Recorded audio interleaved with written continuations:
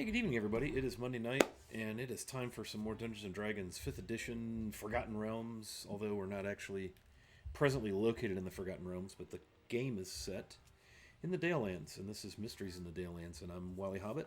I'll be your Dungeon Master and all of that cool stuff. Let's meet our players, because we got to get right into this. Last session, we had to cliffhanger as crazy stuff happened, which I'll tell you about in a minute. So, Calavera.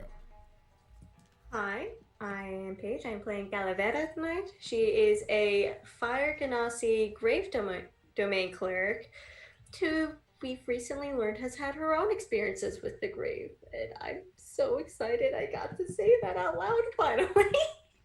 You're like a children of the grave, sort of, in a way. just, Yeah. just really embody it. It's fun. Just let it wash It's a over lot you. of fun. I'm having a great time. Yes. Very good. All right, let's go right below Calavera to Rue Shahar. Hey everyone, I'm Andrew and I'm playing Rushahar, the Changeling Rogue, who might have been a little too sneaky for his own party's good last time. I mean, I didn't want to say anything, but you know. All right, Fragile, what's going on? Yeah, I am Fragile. I am the Asmar Warlock of the Raven Queen. And I don't know anything about Calavera's past because Fragile's not listening very well. So, because I don't know that my mother would approve. But right now we're focused on animated water coming to life, and we're not very happy about it. I mean, I'm thrilled with it myself, but. Okay, and over to the other side of the aisle. We have a sad, dark corner where Algernon Altano would ordinarily be, but his internet service provider has pulled some shenanigans and he's having issues, so we will be without Al tonight, and our hearts are sad. Hopefully, he'll get that straightened out and he'll be back up and running for his stream tomorrow night. So, you want to catch that 7 p.m. Eastern for what is that? Something malediction, Twilight Malediction, Rime of the Frost Maiden. It's pretty cool. Anyway, I digress. Ronvin, tell us a little bit about your lovely self. Hi, I'm Vivesa, and my character is Franvin. She is an Azamar artificer, and she's basically the baby of the group. She's kind of naive and super excited by pretty much everything. She has absolutely no clue what was going on with Calavera. And let's be honest, I, as a player, had no idea either, because very clearly I'm not paying attention to nothing on the stream. I don't know. You're easily distracted by shiny objects. Let's be honest here. Yes, and I'm thinking I will have to put Ronvin to good use, and we're gonna build a little clockwork package with some itching powder, and we're gonna send it to Al's ISP. Let's see if they can fix it faster. There you the go. Itching. Get Al back up and running. Yeah, great. All right, and then last but certainly not least, the mechanical wonder that is Gears. Hey folks, I'm Dave. Hey Wilson on the internet's playing Gears, the fifth level Warforged Battle Master fighter, and they're not that excited about going and fighting what I think I know what it is, but melting. I just wanted to mention, Scott, if it's okay, that Andrew will also be Jaeger piloting Algernon for us tonight. Yes, he will. Yes, he will. And I do have a strict policy that I try very hard to adhere to of not killing the character of the missing player. Like, I just can't feel like that would be an acceptable, like, hey, I had to miss and my character was killed. So, yeah, I'm not worried about anything, life-threatening happening to Al. But we could take him down to 0 a couple times. That'd be kind of fun, right? Yeah. Rue could have him try and ride the animated water. There you go. Look, I can fix it. I can fix it. That's right. I actually fix it better if he's at 0, so it's fine.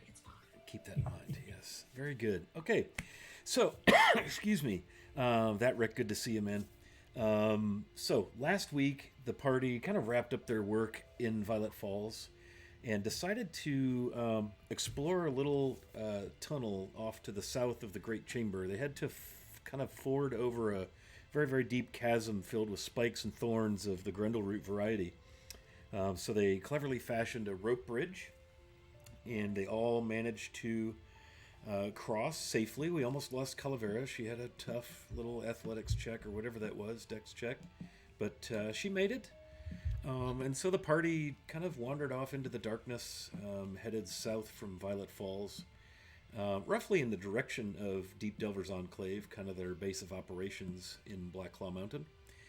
And a few hours into their journey, the party discovered a cavern. So Rue, in his stealthiness, stealthed into this cavern, about a 60-foot wide cavern, about 80 feet from entrance to the tunnel that exits on the far side. But the most notable feature in this dark cavern is a pool of water that's about 30 feet across. It basically takes up the inside, kind of half of the chamber, leaving about 15 feet around it to maneuver. And this beautiful, sparkling, clear, purpley water, just almost breathtaking.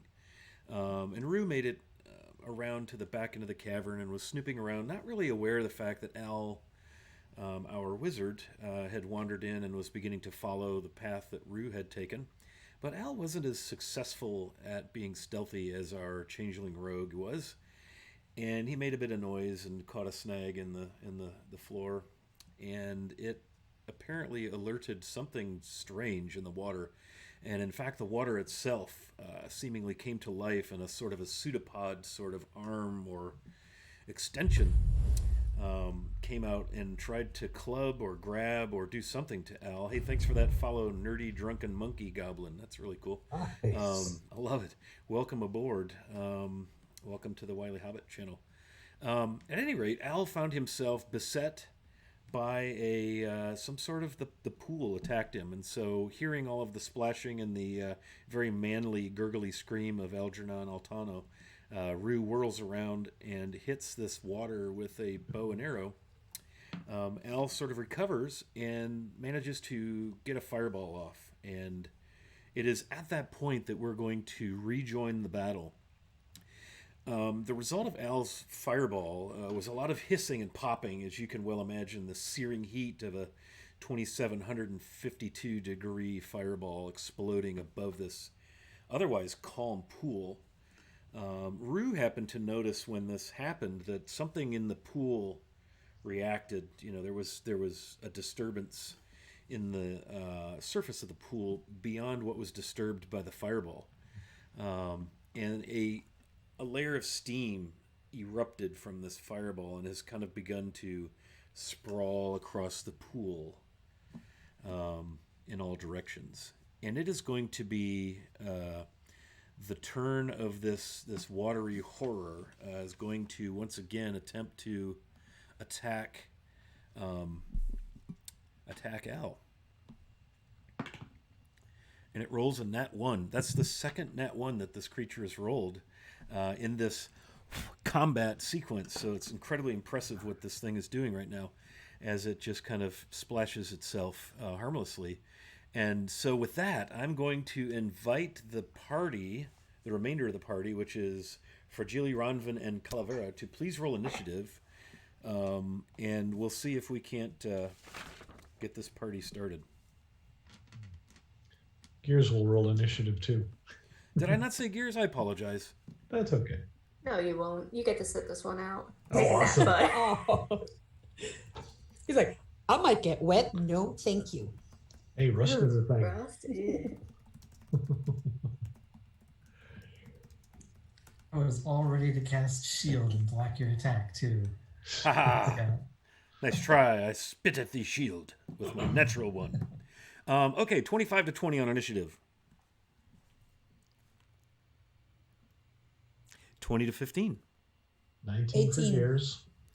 18 Ronvin. Okay, and did I hear 18 for Calavera as well? No. Oh, that was Ronvin that jumped in. I apologize. Don't be silly.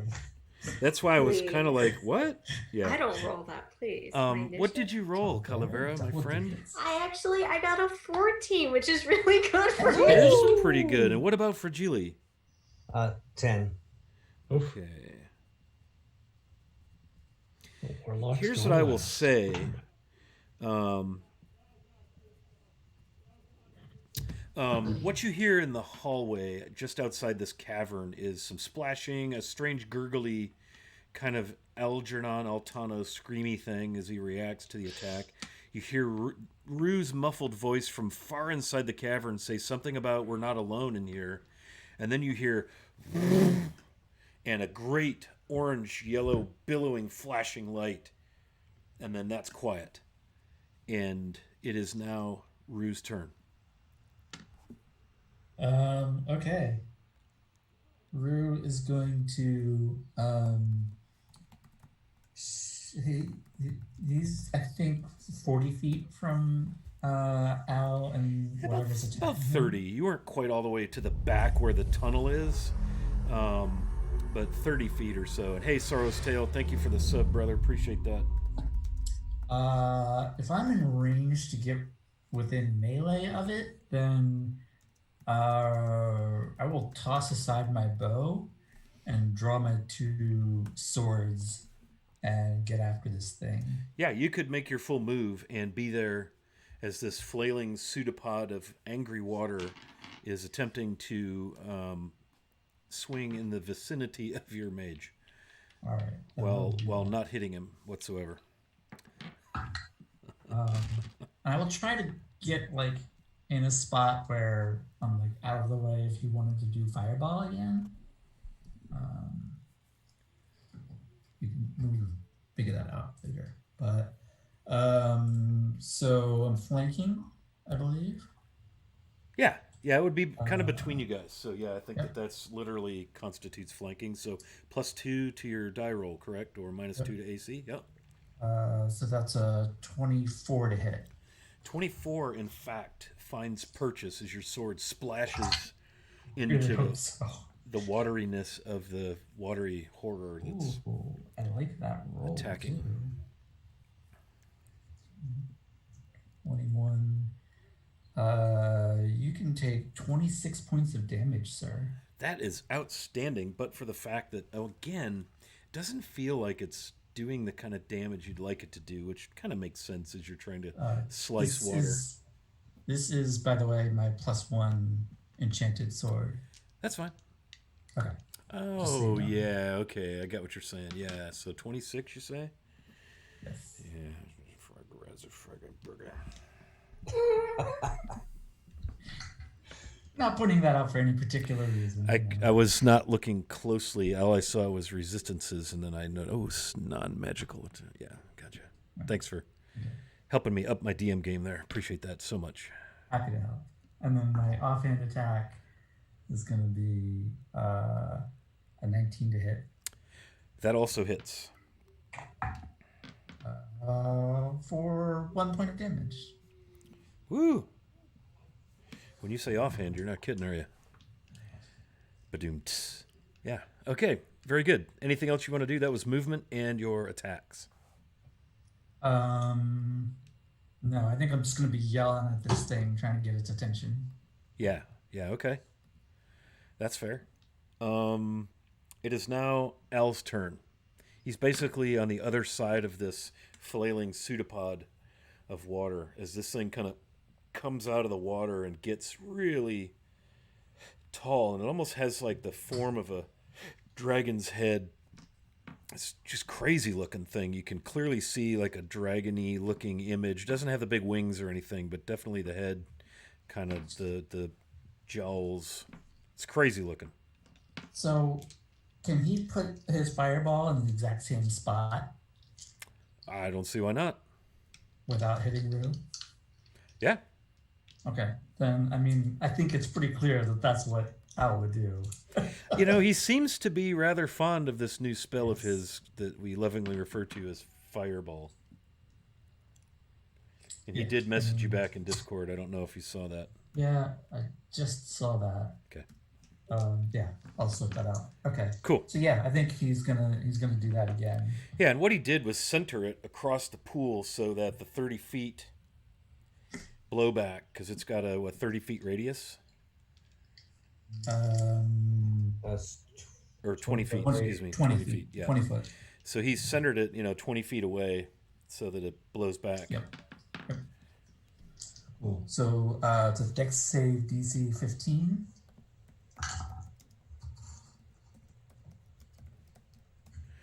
Dex save DC 15. That is a nat 1 on the die. So I've rolled 2 20s tonight, and then I've scored a 1 on each. So I am fully anticipating some ass-kicking rolls coming because odds are in my favor now. How much That's how damage that did you do? works.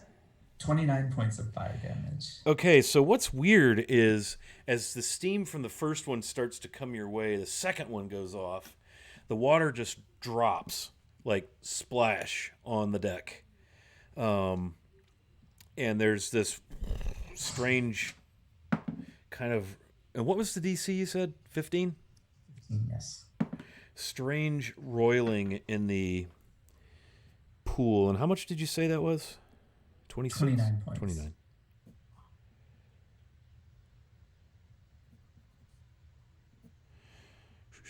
Bear with me. Okay.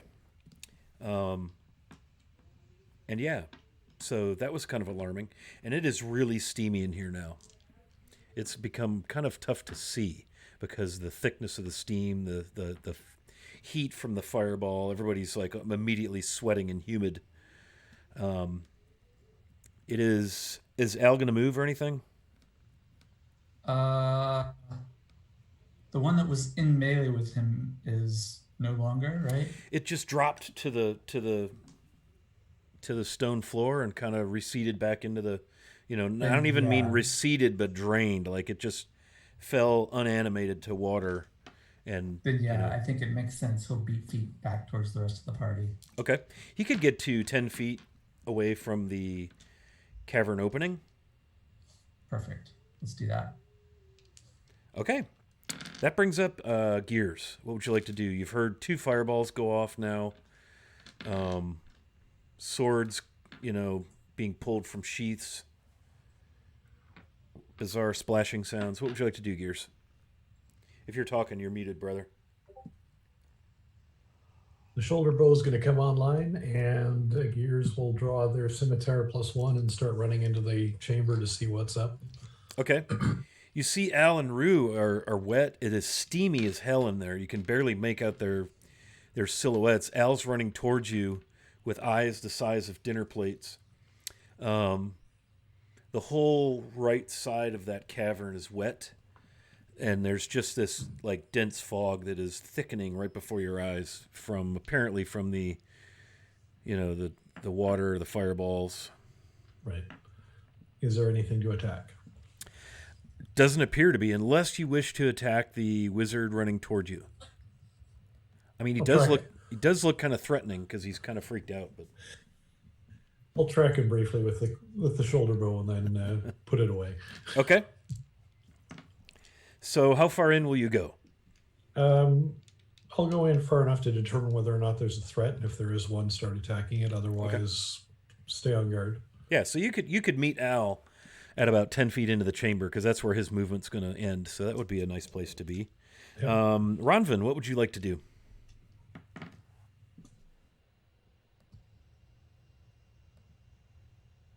I want to, run into, because if Al is screaming, something's wrong. Okay, how far can I get? 30 feet of movement. Okay, and that will get me 2 gears? No, you guys were just in the tunnel entrance, so basically 10 feet will get 35. you to where... What's that? 35. But oh, you have 35 feet of movement? Okay. Yes. But you were just in the mouth of the cavern, so you can simply move 10 feet and be with Gears and Al. Okay. And can I see Rue anywhere? It's pretty foggy and steamy. You make out a familiar silhouette about 30 feet further up the side of the cavern, the right side of the cavern. Okay, and how high is the cavern?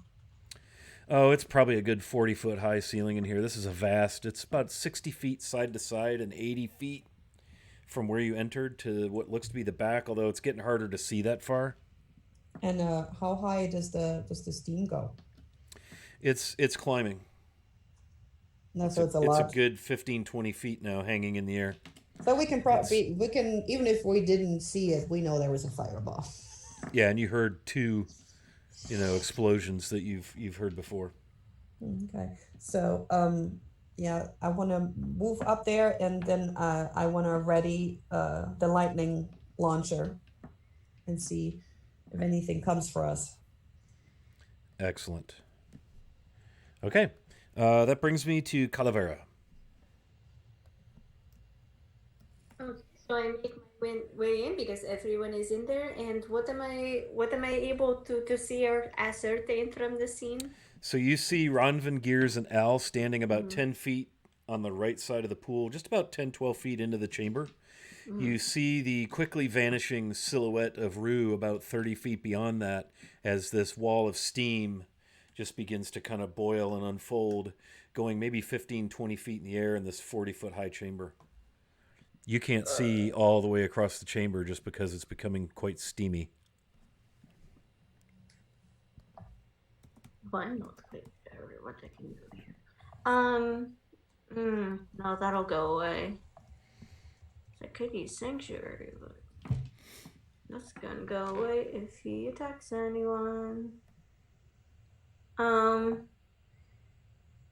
think what I'm uh was oh no, I'm blanking on his name. Algernon, does he look hurt at all? He was not hit by the water, but I don't know what his current hit point status is. Rue, can you see, is Al taking any damage? There's no damage on his sheet. Okay. Take that for what it's worth. Yep. Okay. Um, Doesn't look like it. well then I don't really know what there is that I can do here. Okay. Yeah, I guess try and move a bit closer to as far in as I can, so I can try to see what is happening.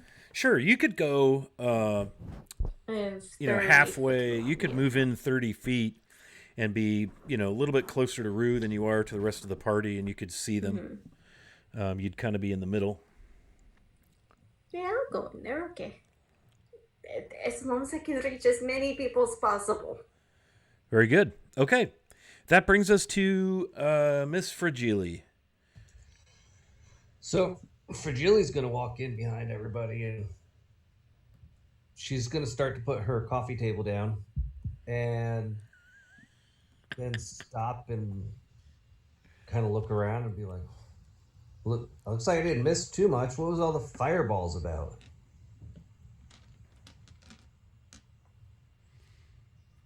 You may speak freely, party, if you wish to answer. I mean, Rue has turned and is about to dive into the middle of the pool. Not dive literally, but wade into the middle of the pool after whatever the second creature was. I'm not even sure he heard Fragile. His ears are still ringing. So all I see when I come in is a pool of sloshing water and Yeah, you see that brimstone. you see that Rue and Al are wet. Al is right there with Gears and Ronvin, about 10 feet in. Rue is hard to see from where you are. I don't know how far you've gone in. The whole right side is all wet. The pool is, not still any longer. It's disturbed from presumably the fireball.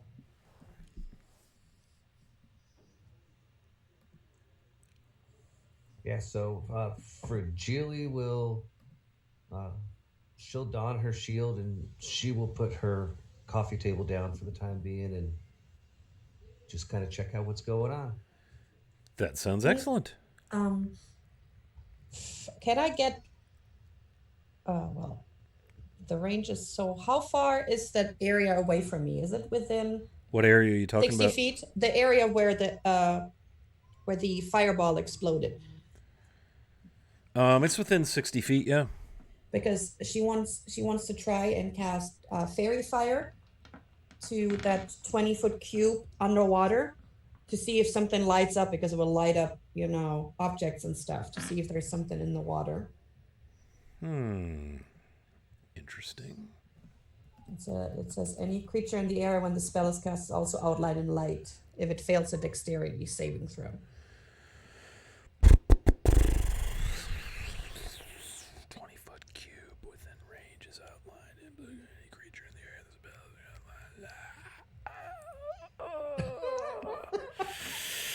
outlined. And you said it was dex saves? Dex, yeah, 14. Yeah, okay.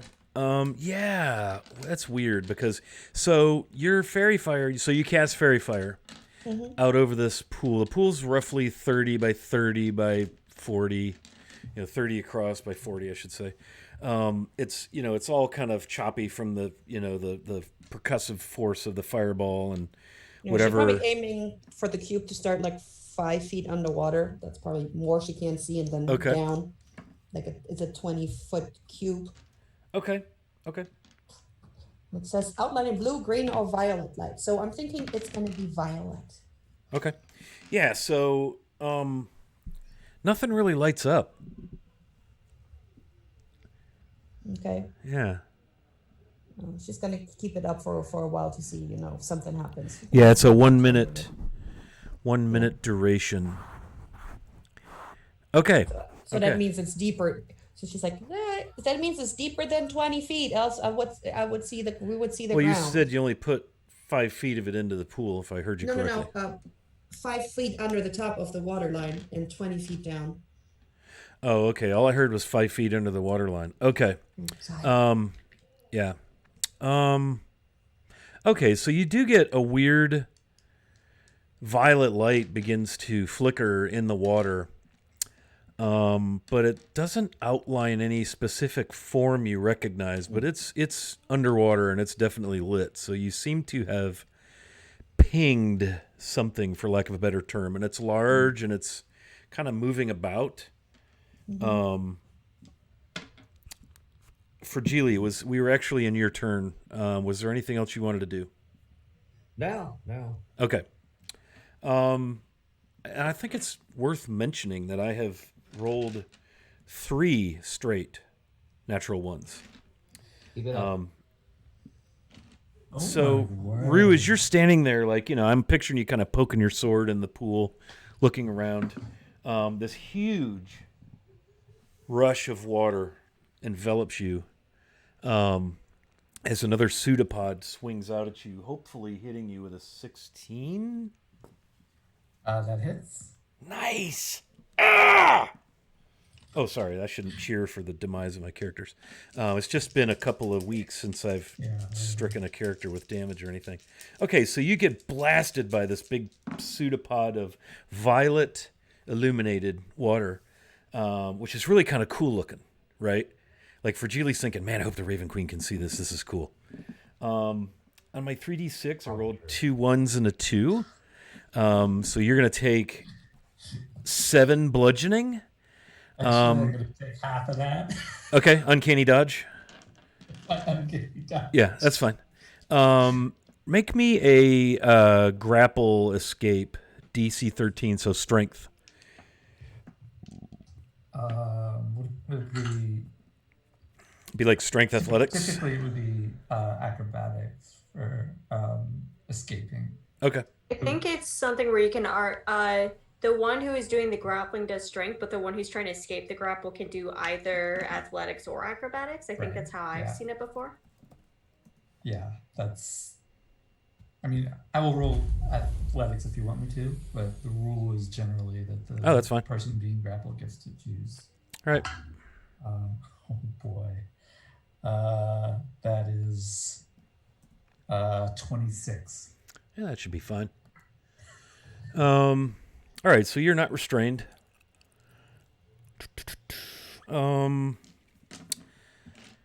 Rushing towards you, Calavera, is this violet wall of water as another pod comes out and I would swings prefer if it didn't. at you. Does an 8 hit Persuasion you? check. I'm guessing an 8 probably. An 8 does not hit. Yeah. I'm going to have a tantrum. I may have to go offline for just a moment. I feel my rage bubbling over. Okay, back to the top of the order, Rue. You've just been gently biffed by a watery pseudopod. What would you like to do? It's your turn. And another one ran at went after Calavera. And a second one just attacked Calavera. She's probably, let's see, what did we decide? You went in 30 feet. She's about 10 feet from you. But it missed her. I really only like to hit one character per session. I'm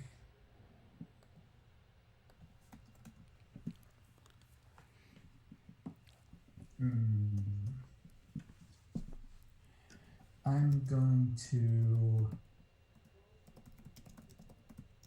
Yeah, I'm gonna try to finish off the one that's on me.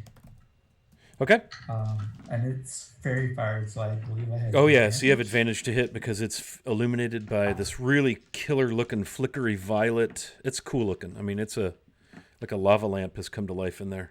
So on these dice fix dice, the natural 20 is the hooded figure of my good friend Preston. Oh, okay. And that was on the first roll. You don't have to show me that. No, I know, but He just has to show off the dice. So you maxed out, max damage Yeah. plus reroll any dice, which of course includes sneak attack. So nice. Okay. That's excellent. So that's okay. That is 6, 11, 15, and then I roll these twice. 18, 24, 28, 35 points of damage. 35 points of damage. That's almost one Runvin. Okay, another big splash drops at your feet and drains into the pool. Then I'm going to go run at the one that just attacked Calavera. Cool. And stab with my offhand. Also with advantage. Fairy fire, yes sir. That's a 21 to hit. That'll do it. That is 5 points of damage. Okay. 5 it is. And once again, just yelling at this thing, trying to get its attention. Okay. This thing with no ears. Let's just yell at it. Okay. It is Al's turn, and as he decides what he wants to do, Gears, you're looking at Al, and you notice his eyes get really big as he's facing behind you, and his eyes get really big, and he's kind of like. And Rue, Algernon sees 3 coming through the door, 3 really large dudes with big bellies and muscles and these huge fangs on the bottom of their jaws, upward pointing, carrying these huge spiked clubs, barely dressed in ragtag, and they roar as they come in, swinging these clubs. So what would you like to have Al do? Gears, you and Ronvin hear this behind you. So Al's going to come skittering to a stop right next to Fragile, hopefully. And Yeah. grab her by the shoulders and turn her around, smack her on the back, and say, "Go get him," and cast haste. Oh, nice. Nice. Oh, geez. As Fragile turns into a food processor.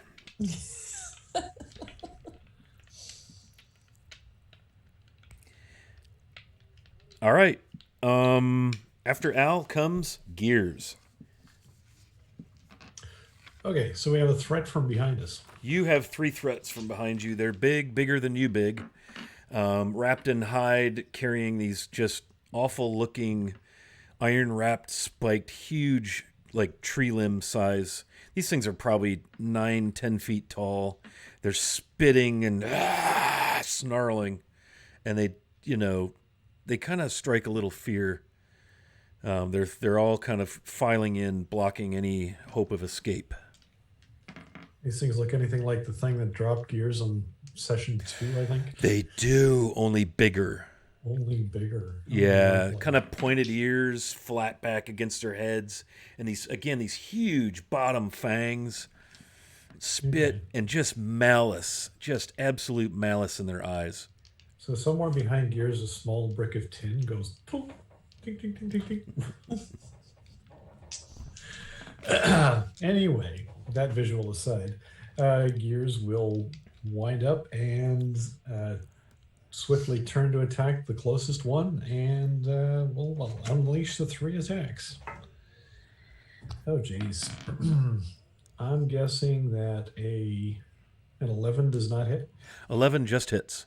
Oh, These guys are just big, muscular, bloated, but they're really kind of unarmored. They have some hide bits here and there. you know what's really funny is that I rolled a 2. Yeah, that's hilarious right there. Yep. Speaking of 2s, God, my dice are keeping that going. So that first attack is 8 damage. 8 damage. Okay. The second attack definitely hits. 15 plus 9 is 24. And that is another, oh, that's better. 11 damage. And then the third attack with my offhand weapon, two-handed fighting. I rolled a natural 1. Okay, so that would be a miss.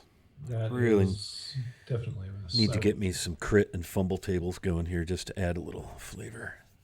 Okay, Oh, great. okay. So a couple of those scimitars going. Mm-hmm. Anything else you wish to do with your turn, Gears? Oh, damn. No, I had something in mind, but I just forgot to do it, so that's okay. Probably wouldn't right. have worked anyway. Ronvin, you see Gears step to start swinging at something that has entered rather noisily and angrily behind you. What would you like to do? Is that one pod still attacking Calavera? It is. I mean, it's there. It will on Yeah, its turn. and At least it looks Is like there it. still light coming from the pool? No. Right. Then I want to use my lightning launcher and shoot at the thing in front of Calavera. You got it. Right. This is with 22. That'll hit. 8 lightning damage with the first attack. Right. Let's do the second one. Oop, good that I got advantage on that one. Come on. Come on, D&D Beyond. Come on. No. There you go. Oh, good. Another 22. 22 damage? No, 22 to hit. Oh, okay. Yeah. Because I rolled a nat 1, but I'm like, hey, look, wait, I got advantage on that. Yep, that hits. All right, that's 7 lightning damage. Okay. What does it look like? Remind me again what your lightning launcher looks like and when this lightning hits the water. It's a gem, like a bluish. Was it a sapphire? Is that blue? That is blue. Okay, so kind of like that. It's in the back of her glove, and she will just Power Ranger, and it shoots lightning into the water. Blue lightning. Very nice. Okay, so yeah, coming from behind you, Calavera, this heat, the hairs on your head kind of stand up as this arc of lightning, first one, then another, connect with the... I dropped a D4 on the carpet. Hang on, I gotta get it. Otherwise, you're gonna hear me scream in a few minutes. There it is. Okay, everything's safe now. Safety first. I don't want to step on that bad boy. As this arc of lightning and the water sizzles and steams, as Ronvin kind of to the rescue, so to speak, zaps this water thing that's trying to attack you. Anything else, Ronvin? Nope. Okay, Calavera, you are next to go. And there is one that is in front of me. Yeah, you've been swung upon, or swung at. Okay, I think what I'm going to do is it's within melee range, right? Oh yeah.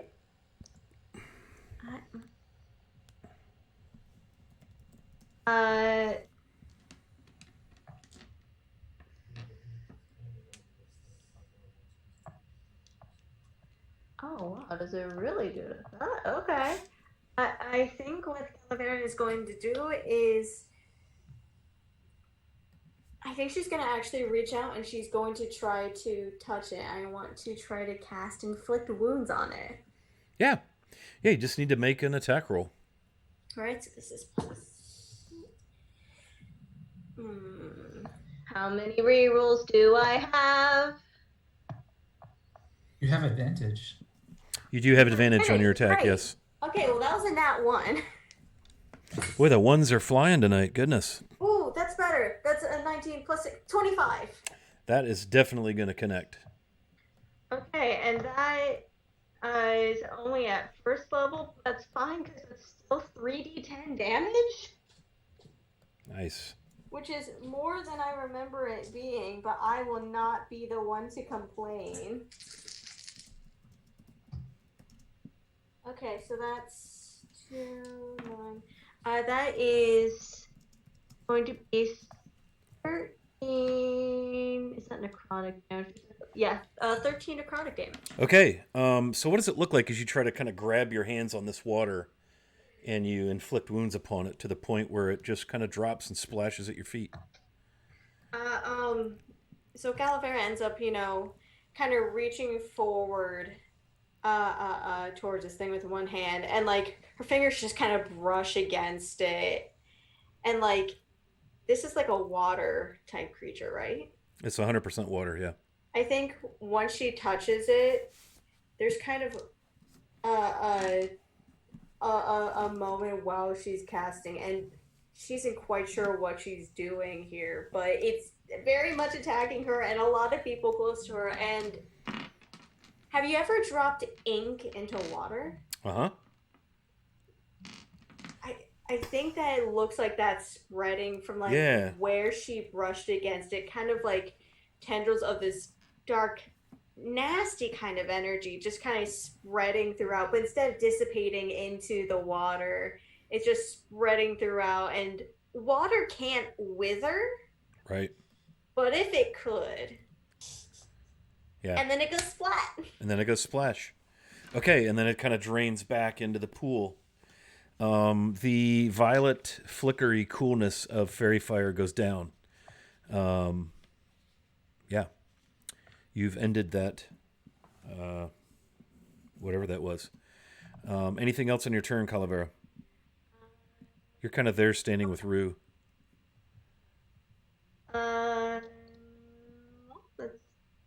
She just looks confused. I think that's mainly what she is right now. Confused and concerned. Okay, that's fair. That's fair. Okay, we're down to Fragile. You have 3, and you all recognize these are ogres. Big and hairy and stinky and mean. And they seem to be hell-bent on pounding you into raw, tender meat. Your turn, Fragile. And you are hasted, so you get double movement, extra attacks? Yeah, What's happening with that? Yeah, well, first of all, how far away from me are they? Basically 10 feet. Well, that's uncool. So much for my perception. But to be honest, I was more concerned with the water. All right, so I'm hasted and I'm like ready to go. I got this jolt of energy.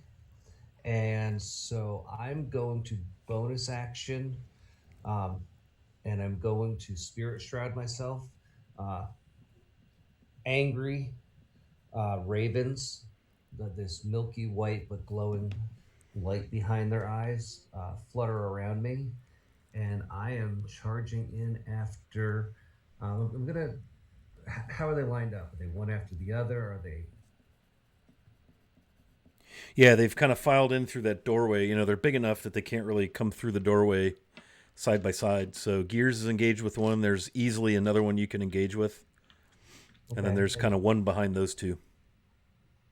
Okay, well, I'll engage the one I can engage with, and I'm going to green flame blade it. Okay. And I will have the damage go to the one that is on the extra damage. Go to the one that Gears is working on. Roger that. So we don't have advantage to hit these guys, right? It was just the water. Correct. Yeah, it was because of the water being fairy fired, which I would like to give Ronvin inspiration if you don't have one for the use of fairy fire. Very clever. All right, roll your attacks there for Geely. All right, so my green flame blade comes in at a 22.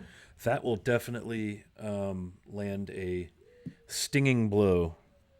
All right, so the creature, the main one, the one that I hit, is going to take 8 points of piercing damage. It is going to take 3 points of radiant damage, and is going to take 6 points of fire damage. Okay. And then the one that is on gears is going to take 9 points of fire damage. Oof, jeez. And 3 points of radiant damage. And then in my hasted condition, I can make one extra attack. Yeah, you get an extra action, which you can choose to use for an attack. Yep. So straight up attack.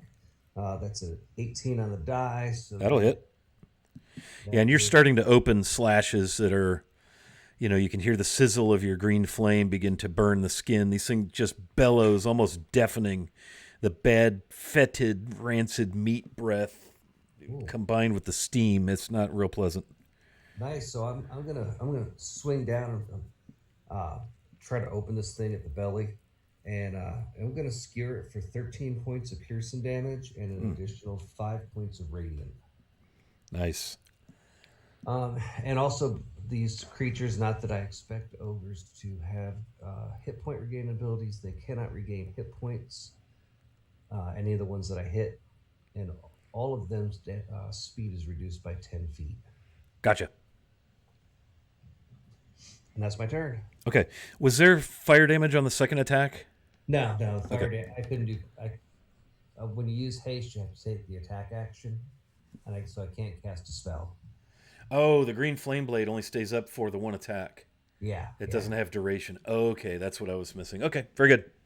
All right, nice, well done. Yeah, so you've gashed the belly and the shoulder of this just stinky, nasty, angry ogre. The fur, what little bits of fur have curled away and clung to it from the fire, the heat, the radiant. It's kind of swinging its nasty club. And in fact, it is now its turn. So Gears, you're going to have a big honking club swing at your head. How about a 17? You're muted. Yep, got it. That is a miss. Okay. For Geely, how about a 16? That is a miss. Right. I told you I can only hit one player a game, one time. Back to the top. It's Rue. Okay. Rue is going to look at Calavera and look down at this thing that just died. We'll look back at Calavera. And then All it is wet stone. Yep. He's just going to shake his head and then run past Calavera towards the creatures that just entered. How far away from me are they? About 20 feet, because you moved up with Calavera, and they're about 20 feet away. Then I would like to go and try to flank the one that looks the most injured.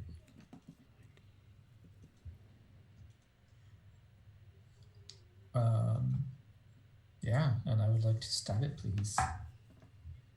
That is a 24 to hit.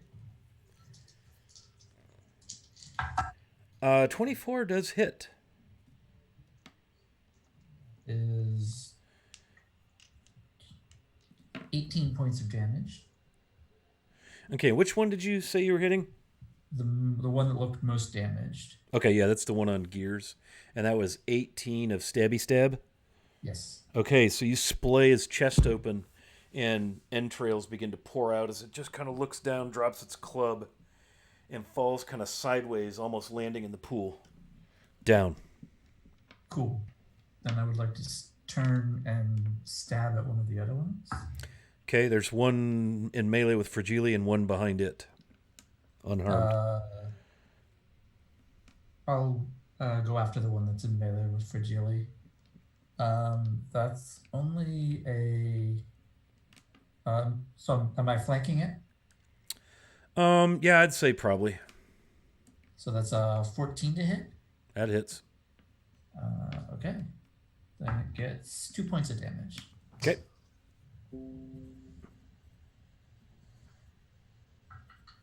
Anything else? Nope, that's it. Okay, it is Gears' turn. Excuse me, not Gears, not Gears. No. Al. I was looking at the initiative order and I saw Gears' name and it came out of my mouth. Okay. He is going to.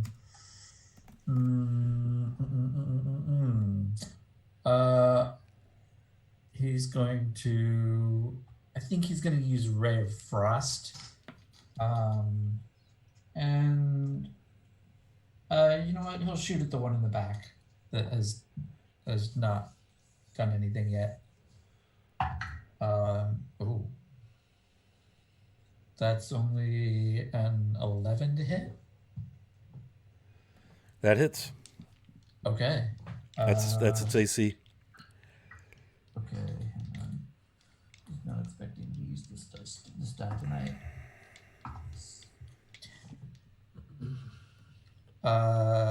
Okay, that is 10 points of cold damage, and its speed is reduced by 10 feet. Okay, so now it's reduced by 20 feet because Fragile had that on there as well. Okay. Yeah, so this frost just kind of crackles across the chest, the big broad chest of this ogre as it looks down. Anything else for Al? Nope. That's good. Okay.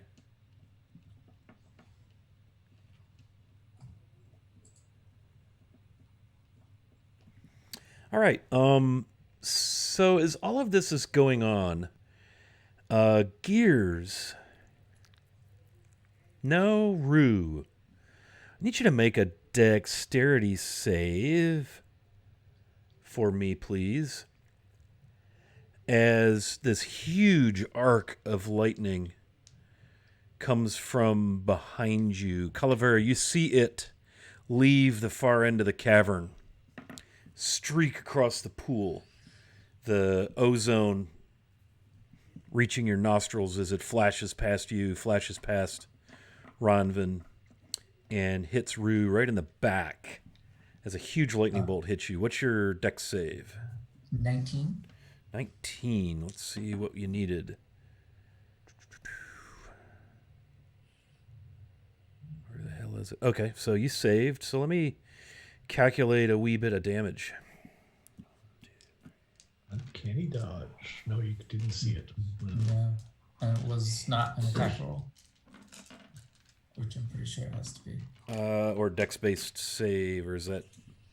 There's another one that you can use when it's a dex save. I don't think it's an attack roll, actually. It's a dex save. Yeah, they have to hit me with an attack. Then what's the one with the dex save? Whenever you make a dex save, you can... That's... I can't think what it's called. Evasion. There you go. Yeah, evasion. Yeah. All right, so this lightning bolt comes crackling across the pool. 3, 5, Need 2 more levels for that one. 22, 38. Half of 38 is 19 lightning damage. Oof. Comes from the darkness at the other end of the cavern. That hurt. Right? Mm-hmm. Okay. Are you still up? Oh, yeah. Gears. Okay. Gears, you are up. It is your turn. All right. I got a question for you. Are these considered large? I believe they are. Let me check. They are. They're giant kind, and they're like 10 and a half feet tall, and they are officially on their stat block considered large. Okay, good. That means I can do this. I am going to roll my attack. And What did you say you were going to pass your attack this turn? Is that what I heard you say? You're funny. Which ones No. are you attacking there, my friend? There's one injured with Fragile and Rue, and there's one behind that one that looks like it's going to step out and melee you when it gets to its turn. I am going to intercept the one that looks like it's about to step out and attack. So I am going to use a Battlemaster maneuver trip attack on it. I have to attack first, though. First.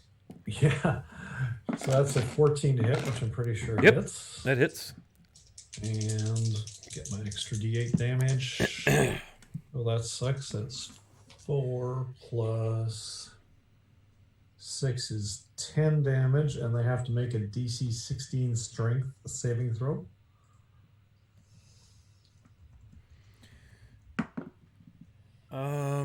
That's a 17. What did you say my DC was?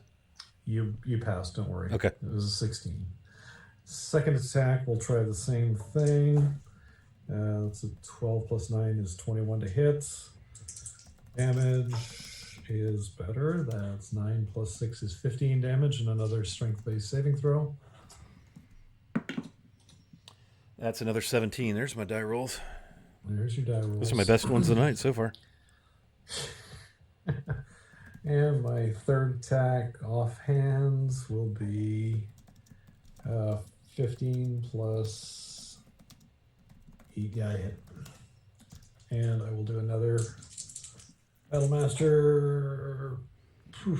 8 plus 8 is, no, not plus 8, plus 5 is 13 damage, and I need another strength-based saving throw, DC 16. Okay. How much damage have you done, sir? Oh gods, I don't know. I wasn't keeping track. I think at least close to 30 points of damage there. This time I think my luck has run out. I got a 6 on my saving throw. And he is down. And by down, you mean prone? He is prone, so expend a superiority die, add the die to the damage roll. The creature is larger or smaller, must make a strength-based saving throw or be knocked prone. Okay. Yeah. He is proned, and all attacks while prone have advantage. And all of his attacks have disadvantage, and he is looking rough. This ogre just falls with a thud very awkwardly. The sound of flesh thwacking onto the stone as this huge beast, you all see Gears just hack 3 times into this thing and drop it on the third hack. It's still alive, but it's prone. And that ends my turn. Okay. That brings us to Ronvin. Right. Can I see where that lightning came from? Yeah, you have dark vision, don't you? Mm-hmm. Yeah, so you see at the other end, and it's 60 feet, right? Mm-hmm. So you barely make out a dim, humanoidish form standing in the tunnel with its arms, in spellcasting form. It's hard telling. It looks like it's maybe robed or cloaked. And it's hard telling what you see because it's at the very end of your dark vision. You've got the steam. You can see something's there. It's a bizarre, the pool has got this purpley sort of, almost glow to it, iridescence, and then the steam, and then you just make this eerie figure that's kind of robed or cloaked or something just standing down there, having just cast a spell, but it's hard to tell what you're really seeing. But it's like across the lake from us. It's at the far end of the cavern, which is about 60 feet from you. Okay. Yeah. So I would like to use Shatter, which is 60 feet. If I need to step 5 feet forward, I will. Okay. So I want to cast Shatter on that figure, which is each creature in a 10-foot radius sphere centered on that point must make a Constitution savings throw of 14. If you save it, you only get half damage. Okay. And what kind of damage is it? It is 14 damage. Yep, and this is a spell, right? Yes, this is a spell. This is a... Yep, it is thunder damage. Good lord. So 10 probably isn't going to help me. Nope. I have 14. advantage on that. That is out freaking standing. Okay. So it's I mean, I'm going to have to throw Tarasques at you people just to draw blood because I'm rolling so badly. yeah. Sadly, if there's any non-magical objects in that same, they also take damage. Okay. So if there's anything in that area that would have been nice to have, sadly that takes damage too. Okay. That's cool. And yep. With that, all my second level spell slots are gone. Okay, I'm done. Awesome. It is Calavera's turn. I'm a bit further in there. Can I see the figure any better? It's a humanoid figure. Again, it kind of reacted to Ronvin's spell. Mm-hmm. And that's what you see. It's hard telling. Again, you've got that steam. It's also, and you do have dark vision, correct? Yes, 60 feet, I think it is. It's usual dark vision. Yeah, that it's tough to make out, but you can again see a humanoid creature-ish standing there. Yeah. Galavera is going to go over to where Rue is because Rue just got very, very hurt. It's fine. No, it's okay. I can do this. Okay, I'm not going to do what I just did. I don't know how I. And then she's going to do a second level cure wounds. And she's not going to cast inflict wounds by accident. Thank you. Aw, that would have been fun. Aw, would it? I think so. For the that record, Root was not even bloody. I just want to point that out. You got shot by lightning. I'm just more hit. Did you shut up and you take the 9? 9 heal. Take it. Wow. You Please. hear me? She intimidated me so much I hit damage instead of heal. Gotta fix that.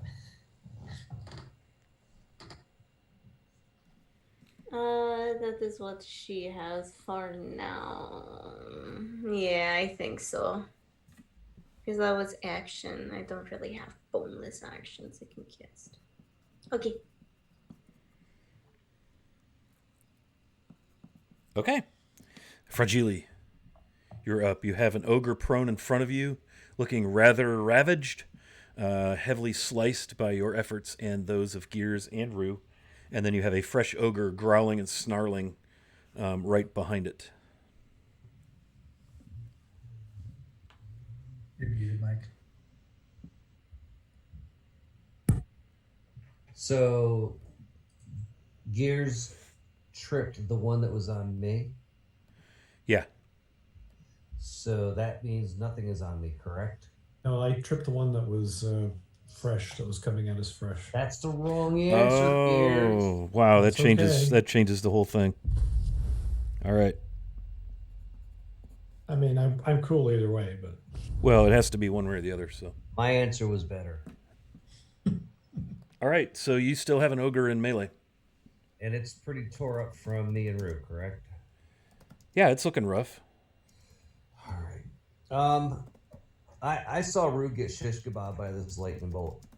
So I'm going to attempt to use my green flame blade and see if I can drop this thing. That's a 15 versus AC. That hits.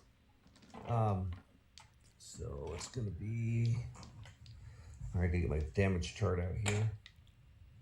All right, that's going to be 8 piercing, 6 radiant, and 4 fire damage. The one on the ground is going to take... How much was that?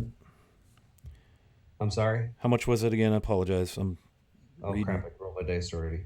It was 8 piercing, 6 radiant, and I don't know what I said for fire. Let's say 3. Okay. All right, and then the one on the ground is going to take 9 fire damage. Yep. and 4 radiant damage. All right. And they're both still up, right? Yeah, well, the one in front of you is prone. Or no, the one behind the one you're Right, in but I'm melee saying with they're is both prone. alive. Yeah, but they're both All alive. right. I am going to. How far across the room is it? You said it's 60 feet to that caster? For you, it's about 70 feet because you're closer to where, you only came into the chamber about 10 feet. It's an 80-foot cavern, so it's a good 70 feet from you. All right. I was going to disengage, but I can't. I can't get off of him without. He's going to get a free opportunity attack. Okay. Are you moving? What are you doing? I'm going to cross all the way across to the other side. So because I'm hasted, I can double move, Okay. which will give me 120 feet worth of movement. Okay. So your move is 60 to begin with? No, haste doubles it, and then haste gives me an. Oh, you're extra double moving. I got you. Yeah. Your extra action can only be used to attack, right? No, No. it can only be used to attack, dash, disengage. Oh, I'm sorry. It's just an extra action. It's not an extra attack. Haste grants you an extra action. So you could use it to move. Okay, so the ogre in front of you will take a swing with his club, with his attack of opportunity. That is a 19. That is a hit. Yeah, so this big, honking, thick, hard piece of oak limb wrapped with iron and jagged, rusty spikes bites into your backside as he just kind of makes a golf swing as you run off. And you take 13 bludgeoning. Ow. Owie. And I rolled an 18 on my concentration save. So that keeps my angry ravens circling around me. Nice. And That is so cool. I'm going to dash across the place to get into melee with the caster.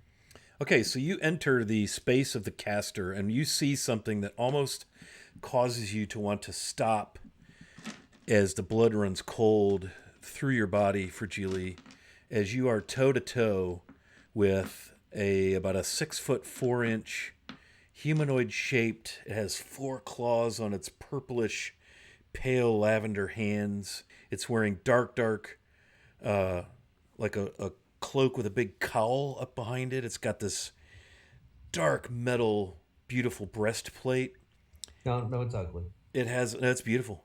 It has a belt with like a skull fastener that's got the cowl, the undercloak all fastened in dark purples and blacks, very rich, fine fabric.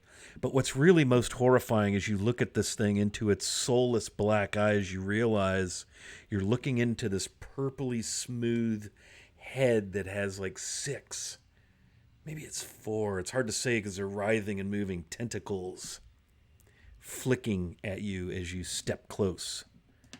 And I will yell out as I get close enough, Mind Flayer. Because I feel they're common enough that people know what a dreaded illness it is. Okay. It's almost like not knowing what a dragon is. Okay. That ends your turn? Yep. Very nice. All right.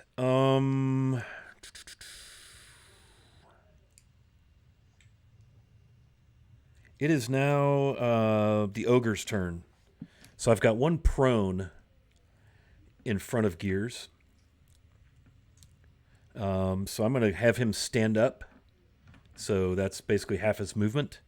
And he's going to take a swing at Gears with his club of pain as he just snarls. With a mighty grunt, he rolls a 16 on his die, plus 6 is 22. Is that going to hit you? Yeah, that hits. Okay. So this big old honking gnarly club swings across for 9 bludgeoning damage. Nice, and that's reduced by 3 because I'm a heavy armor master. Nice. The second one that Fragile was on steps up. Rue, you're right there, correct? Yep. Yeah, and I'm going to roll a 16 to hit you. That hits.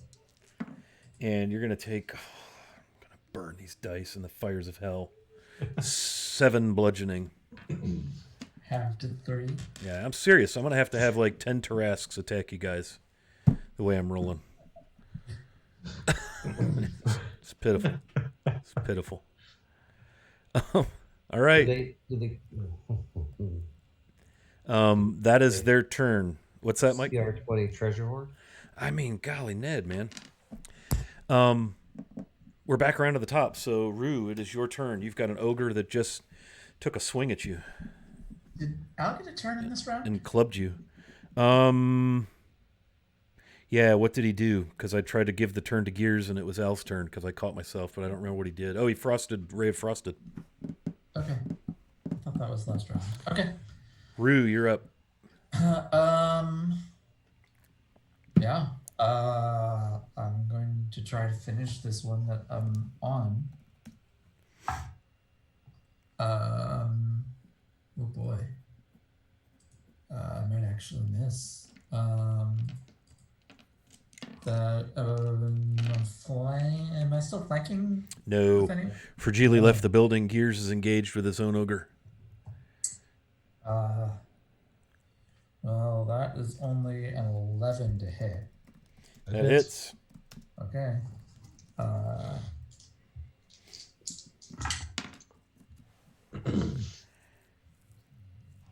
16, 21 points of damage. All right, so describe to me how you end this ogre. Hang on, let me make sure. I think I had that wrong.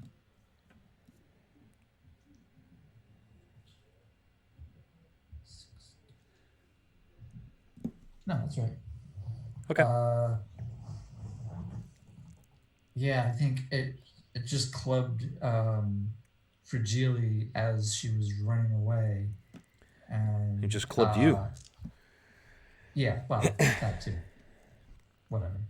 But I find an opening in its guard, and I ran my short sword right up through its armpit and into its chest. From there. Yeah, and he tries to, clench his armpit down, and you just see this big spout font of thick, dark red crimson blood begin to spray. You must have hit his heart or the artery right there, and he just falls off your sword backward into a heap on his dead companion. And I'm going to try to get past him to the one that's still standing with my offhand attack. Easily enough accomplished. That's 17 to hit. Yes, sir. Max damage. That's 6 points of damage on that guy. Okay. 6 it is. Still up, looking rough. Several gashes. Gears hammered the shit out of him last round, so he's in pretty rough shape. Nice. Okay. After Rue comes Algernon. Okay. That's the other character sheet. I think that Al is going to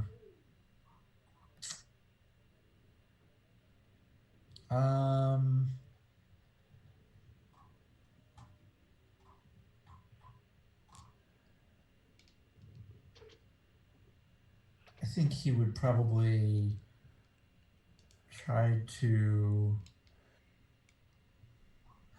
Sorry. You're okay.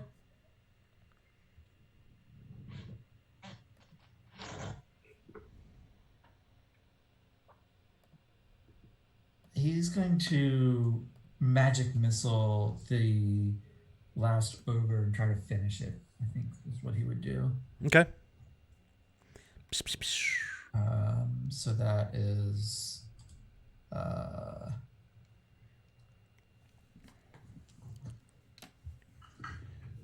we decided.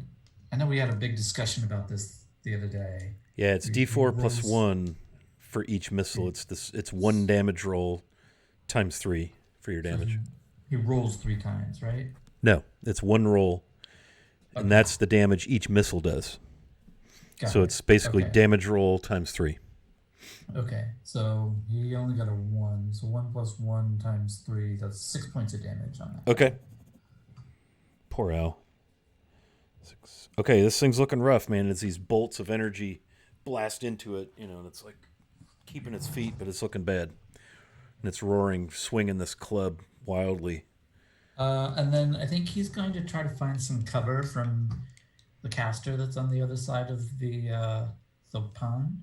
Very Is good. there something he can duck behind? People. That's all that's here. He could get behind Gears, but then he'd be open to the caster, yeah, or I he'd don't- be with the ogre. He could step behind you, or Ronvin is there, but there's no structure for him to hide behind. It's a big honking cavern. Okay. He'll just go like up against the wall. Okay, kind of like a target, something like that. Stretch his arms out real big. Yeah. Yeah. Yeah. Yeah, no, I got you. I mean, he could crouch. That would Yeah. put a handful of you in the line of sight, which would give him half cover. I think he Yeah, would be let's do that. clever enough to do that. I think that would work. Sure.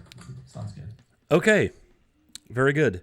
So for Geely, you are looking into the absolute blackest, most soulless eyes you've ever seen. And this thing looks at you and hisses, and these tentacles shoot out at your head. Okay. 13? Miss. Okay, Ronvin, Gears, you're up. Yes. Still got an ogre in front of me. Yep. All right. Rolling the attacks. Okay, that's an 11. That'll hit. Okay. 6, that's 11 damage for the first hit. He goes down. Describe for me how you end this guy. Take him probably just under the gut and straight up. Rip out maybe a quarter of the stomach area and just hit some vital organ and cause him to drop dead. Yeah, so you get the crimson blood kind of, you slice in and you connect. You feel, your blade goes all the way through. You feel spine and ribs, and out of this huge gash pours entrails, and they just run all down the front of him, splat on the floor, and then he falls forward, kind of past you. Right. Club clatters to the floor of the cavern as the dungeon master breaks out another set of dice in absolute disgust. Okay, his remaining actions or attacks, has any sound of combat occurred behind us the Gears would hear or be able to see? Not really from 70 feet away. You just saw Fragile race off. You were aware that Rue was sizzled a couple of rounds ago by a nasty lightning bolt. Right. But you're not sure what's back there without turning around, which you could easily do. Which I could do, but there's minimal light here, and Gears does not have any form of dark vision. Okay. Yeah. So,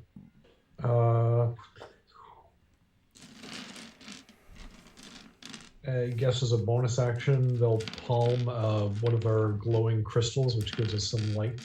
Yeah. And I think I said like 20 feet. 20 feet, yeah. Yeah. Which isn't enough to get visuals, but then they'll take their full movement 30 feet towards Okay. to follow Fragile. Yeah. And that's as far as they can get. Don't think that's enough to bring them visually into range, so they can't No. see anything. No, Fragile and the whatever's down there, of course, you heard Fragile yell Mind Flare, but they're out of your visual range. You're halfway back there. You were 10 feet in, you moved 30, so you're 40 feet up the cavern. Yeah. They're at 80 feet, so even with the 20 feet of dim violet light, that does look really cool, sparkling across the pool that is now gone quiet, but not cool enough for you to see what's going on up there. Yeah. Now, if I were to take a shot with the shoulder bow as my final attack. That would probably be a disadvantage and a high risk of hitting fragility if I miss. Yeah, I would give it like a probably about a 20% chance if you nat one it of hitting fragility. All right. I don't mind telling you the odds in this case because as a warrior, calculated risk and so forth. Yeah, so I can do that much damage anyway. So that'll be my action. Thanks. Excellent. Okay. Ronvin, you're up. Gears just moved past you after dropping the last ogre and headed in the direction of the caster following Fragile. What would you like to do? All right. Can I still see the caster? Again, as I described before, it's kind of a grayish frame, but you've heard Fragile identify it as a mind flare. Okay. So, but in it, guess where through the thunder, I could basically see the caster in my dark vision, right? Mm-hmm. Has it moved backwards any, or is it still in the same spot? It's right in the mouth of the tunnel at the far end of the cavern. Okay. So I think when Ronvin hears the yelling of Mind Flare, she kind of has an inner kind of panic second and thinking that's just evil, and then suddenly she's gonna use her radiant soul and her wings are gonna pop out and she's gonna get her extra set of eyes, and she now has 30 feet of flying speed, and she's gonna like jump off and go like 10 feet high and 10 feet closer so she can see more. Okay. Yeah, as you move to, you're probably about 50 feet away from this thing now. You can see this just grotesque, bare, bulbous head kind of looming above Fragile. This thing's, like I said, it's about 6'4". And you see these tentacles, were like snapping at Fragile's face. And you've only heard, given your background, you've only heard bedtime stories and campfire ghost tales of these horrible tentacled, brain-eating, mind-stealing creatures called mind flayers. They're just you thought it was a made-up thing, and then right before your very eyes, you see your companion Fragile, just standing there, seething with rage, toe-to-toe with her blade in her hand, facing this thing down. What are you going to do? She doesn't really have much left. She's now 50 feet away from it. I think she's going to confirm what she sees and call it down. And then have an inner freak out moment because she's flying and she has absolutely no clue what she did. Okay. That's it? Okay. Calavera. Whoops. Poof. Just as I said it, just as she told us her internet was hiccuping, it just burped. Bummer. Here she comes. Welcome back. Let me rearrange you. You're up. Can't hear you, though. Because I was muted. Okay, sorry. Let's see how well that holds. What would you like to do? It's your turn. It's my turn. Okay. Yes. Yep. Yeah. Ronvin basically just grew wings and a second set of eyes and jumped up and is kind of freaking out in the air. What the heck she's doing? Okay. So, how far away am I from the mind You're flare? about 60 feet from Fragile and the Mind Flare. Gears just raced past you. He's about 10 feet beyond you. Ronvin is about 10 feet behind you. Rue is about 20 feet behind you. And you're 60 feet from the Mind Flare and Fragile. Okay, so what Calavera is going to do is I think she's also going to move in 30 feet because that's how far she can go, and that gets me within 30 feet of the Mind Flayer. Sure does. And then what she's going to do, I haven't really thought about the flavor text for this. I can see it. It definitely tried to attack Fragile. It is hostile. It has shot at us. I think I'm going to channel divinity as an action. Okay, and what will that enable you to do? I would like to channel divinity path to the grave. Okay. Um, and what this does is I'm going to use this to curse the mind flare, and uh, the next time that one of us hits it with an attack, it has vulnerability to all of that attack's damage. And I think for Calavera, what this is that she, like, as she's running, well, she's like trying to look at this thing to figure out what it is, and her eyes kind of catch on something. I think for her, it's something where she can see like where that hit is going to be, kind of like overlaid like in her vision where that next slightly more fatal blow is going to be. Nice. So that lasts. And this is the a next 30-foot hit- range for you? Yes. Okay. And if none of us manage to hit it, that wears off at the end of my next turn. So it's just a little nasty, a little mean. And that is an action to cast that.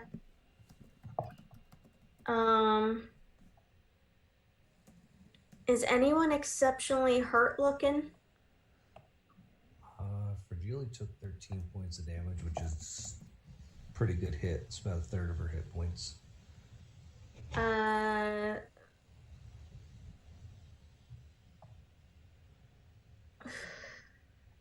think I'm gonna hold on to my spell slots a little bit then. Okay. Because Wait, that's only a third. That's only a third. It's okay. All right. I believe in you. You'll be okay. Oh, I believe in me too. I'll get closer to do like a cure to wounds or something. Yeah, Rue's about the same, about a third of his hit points down. Then we'll save it for a healing prayer.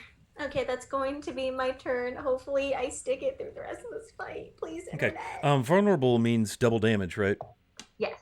Yeah, it's awesome. Yeah, it's pretty good. You'd be thrilled about that. Okay. Just as a commercial for you dungeon masters out there that think you'd like to use Kobold Fight Club to determine the difficulty of encounters. Garbage. Not even close. Moving on to, well, Fragile, now's your chance. You are toe-to-toe with the most vile, disgusting, non-undead living creature you've probably ever had the pleasure of being close to, and it's as I described, and it also has this really beautiful little delicate gold circlet around its head. Oh, I'm going straight for his squishy noggin. Has a beautiful white gem set in the center of it. That's okay. I'm not attracted to that at all. I'm attracted to it dying. So, Fragile is going to be using her Hexblade Curse on the creature. Now it gives me +3 to bonus to all of my damage rolls, and I score a critical hit on a 19 or a 20. Oh. So I'm actually choosing to attack with my blades. I'm not using Flame Blade this time. Okay. So, first attack. How long is haste up for? If you could look at that for me, Rue, that'd be great. It's a minute, I think, isn't it? I think it should be a minute, and then after that, you gain a level of exhaustion. Yep. Okay, how was your attack, Mike? Calavera. Yours is just for the first attack that hits it, right? Yep, the first attack that hits will do double damage. Nice. Okay. So both of my attacks are probably going to hit. It's a 20 and a 21. Yep. So let's do the first one. Just resolve the whole attack first, damage-wise, and then we'll go to the second one. So it's going to take 6, 11, 14 doubles. So that's 28 piercing. Okay. And then it's going to take 11, 22 radiant. And then the next hit would be for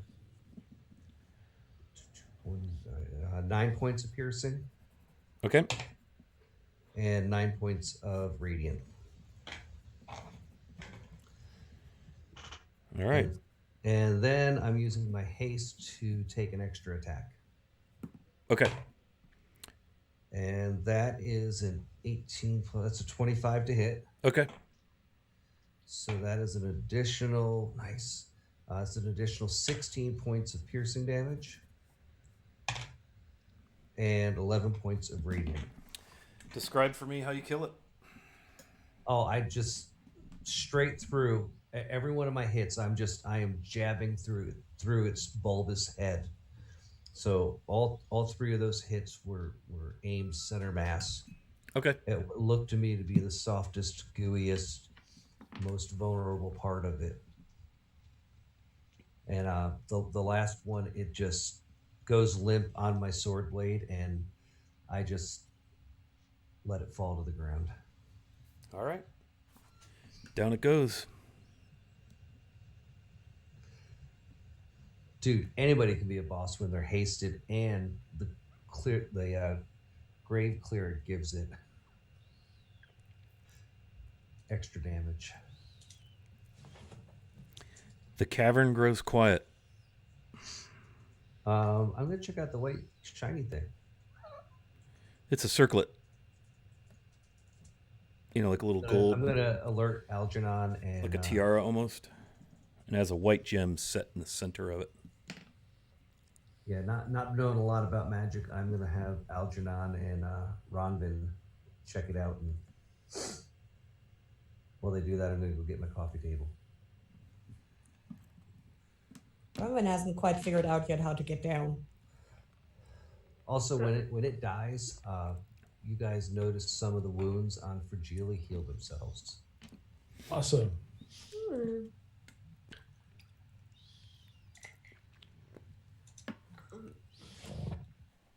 Ronvin, do you need? Are you? Can you get? I have no clue which one of y'all gave me wings, but I gotta figure out how to get down. Give me a minute. And she's kind of like swooping and just trying to figure out until she kind of, crashes and lands on her butt next to Calavera, like, okay. I was going to say I was going to throw a rope at Ronvin so she could catch it and Gears could pull her down. So when you look at her, you still see she has that second set of eyes that are kind of glowing, just like her first set, and the wings are still kind of flapping. And she's like, "All right, whoever's doing this, please stop now, because I'm kind of done with this."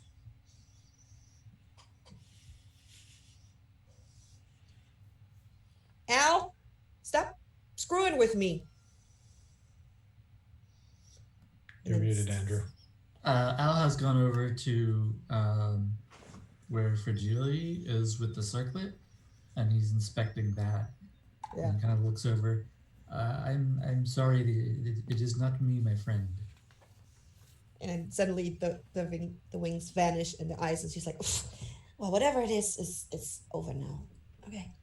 So let's check out. There was shiny. Right, shiny, and she's like, right, shiny. Let's go look at the shiny. Really, Was there any shiny on the ogres too? as you walk by Fragile, she's going to just smile at you and wink as she walks over to get her coffee table. And Ronwin is like, okay, I'm going over there now. She has no clue what's going on. All right, let's check out that circlet. Can Al detect any magic, or is he like feeling any vibes? Does it seem magical to Al? Well, you have to make some kind of a determination. I'm not just going to say, yeah, it kind of feels magical. I mean, he's inspecting it. Spend 10 minutes, cast Detect Magic as a ritual. I mean, if he's going to spend 10 minutes, he may as well just identify it. Yeah. So Well, since he's not here, Ronwin is going to take the risk and identify it. I would feel bad if that attaches itself to him as a cursed object and he's not here. Okay. Does she have you can pull it off of the deceased mind flayer without any issue. Yes, but not with her bare hands. She's probably gonna grab like some tongs and pull it off and see if that changes anything. Okay. Yeah. So you have a white gold, shiny, very dainty sort of circlet. Doesn't go all the way around. It's open in the back. Doesn't touch, and it has a small, flat cut, white gem with an interesting symbol imprinted upon the surface. Ooh, symbols. Let me get to what that looks like for you.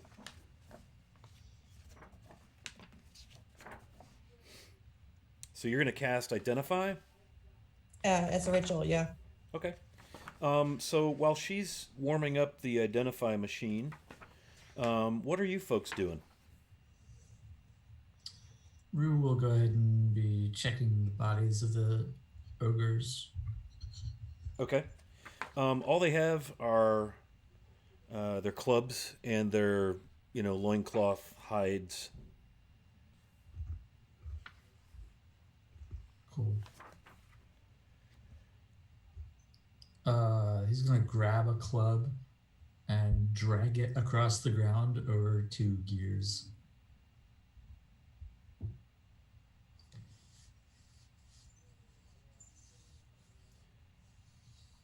Yeah, they're big. The clubs are huge. They're ogre sized. But they're crudely made. It's just like a collar of iron with spikes fashioned on it, shoved down over the top so it stays on there.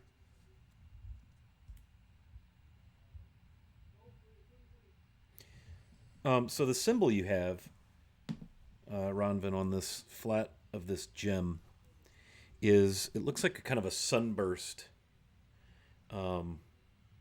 with these just spines radiating out of it. It's just a very simple sunburst, really. Can I see if I've seen this before in any of the books I read, or, No. You can roll an intelligence. Intelligence. Straight intelligence. Yeah. Whoa. That's a 26. Nope. Will a +2 help? Nope. Too bad. Yeah, you got to remember you're on a different world altogether. Yeah, it's nothing you've ever those books heard about of. Violet Falls, though. What's that? You did read those books about Violet Falls, though. Mm-hmm. Yeah. But that didn't help either. Okay, so when I what came out of the Identify, sorry, brain just completely took a. Okay, so you've got this circlet. It is definitely magical. As you started to identify, you realized it's very, very quietly humming, like a vibration hum, very, very quiet. Like a electricity hum or like a magic hum. Just a humming sound, and it's just a slight vibration. Mm-hmm. And this thing has the ability. It currently has 4 charges. Mm-hmm. It recharges a D4 every day at dawn. Never goes higher than 4 charges. They don't accumulate. But you can cast the spell Fly by expending a charge, or Guiding Bolt by expending a charge. And it recharges at dawn every day. And it is Circlet of the Sun. Okay. I'm going to hand that to Calavera. This is something that would, it would take an hour of pretty intense meditation, either holding or wearing the item in order to be able to access its function. Okay.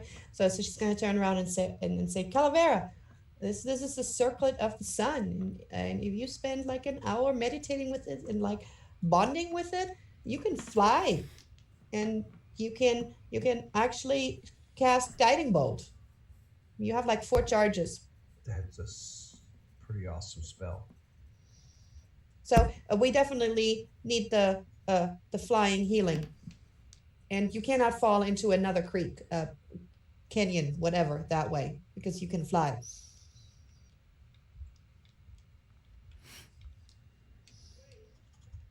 Yuto, thank you very much. Thank you.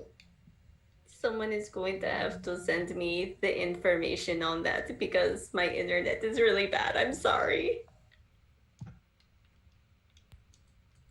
We will Like do that that. was kind of scary that she, that Calavera almost fell. We were ready for that. Yes, but it was still scary. Remember, she's still a little girl. Well, not really, but she's a younger girl. And so Dave, Rue has grabbed one of the enormous clubs of the ogres and dragged it over to Gears and offered it to them.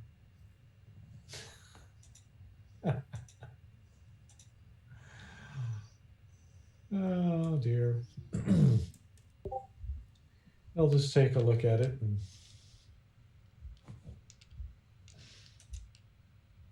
there you go. Thank you, Rue. Looks a little heavy for you. Yeah, just a little. And a little long. I guess the term unwieldy comes to mind. Yeah. It's probably like a spiked quarterstaff for for Gears.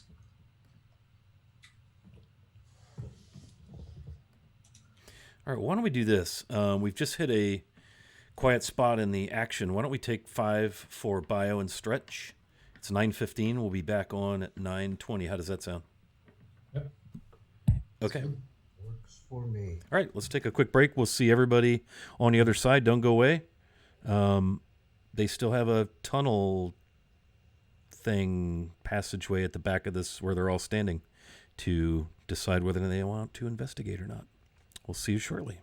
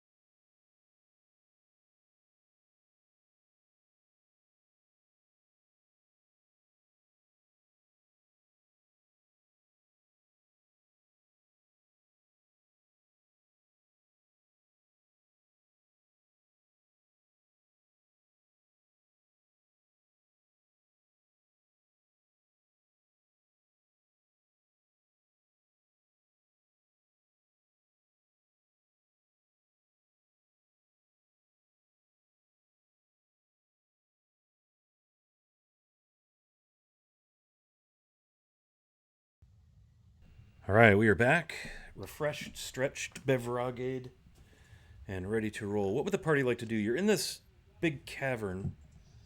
How did Mike's head get so large? Are you sitting forward? It was all the damage I did. Right. Yeah, your ego. Is that what you're saying? So probably about this time, There fragility, we go. the haste wears off, and you're suddenly like stunned for a few seconds. Yeah, you have a level of exhaustion, I believe. It's not a level of exhaustion. No, I can't do She's anything just- for that round. Okay. All right. So, what would the party like to do? You're in this big cavern. There's a passageway leading out. That's presumably where this mind flayer illithid had come from. I'm voting for taking a short rest and maybe getting our bearings a little bit.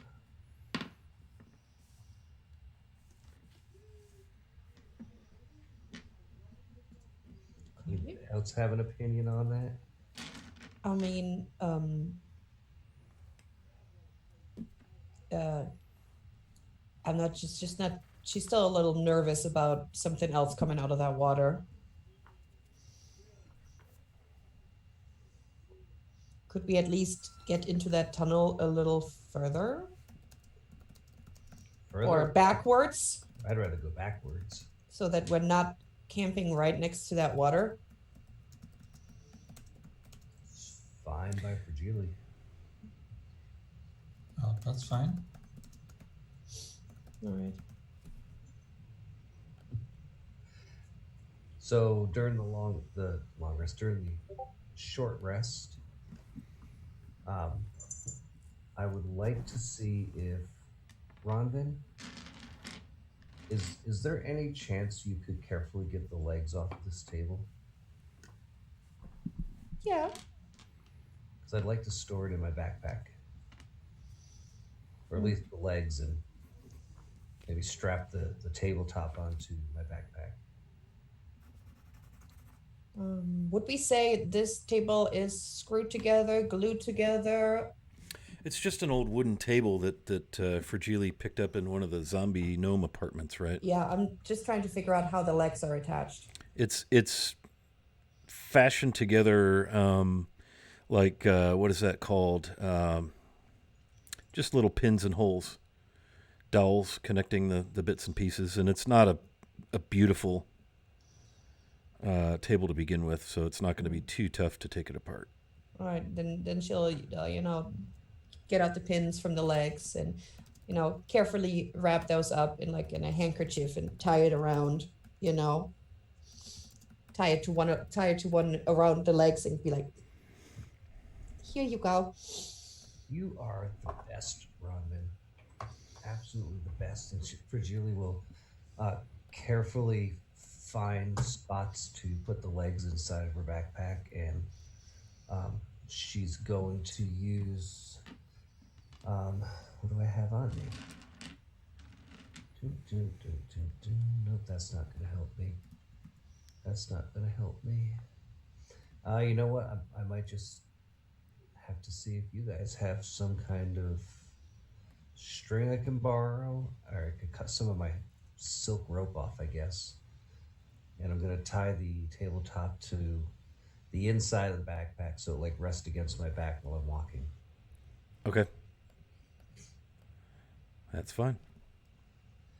And I'm going to harvest a Mind Flayer tentacle. And Okay. ask Algernon if he knows if there's anything between ogres and weird water things and Mind Flayers that he thinks that he might want to secure for alchemical or arcane reasons. I was going to think really hard about whether there's anything useful he might obtain from these creatures. I guess roll an Arcana.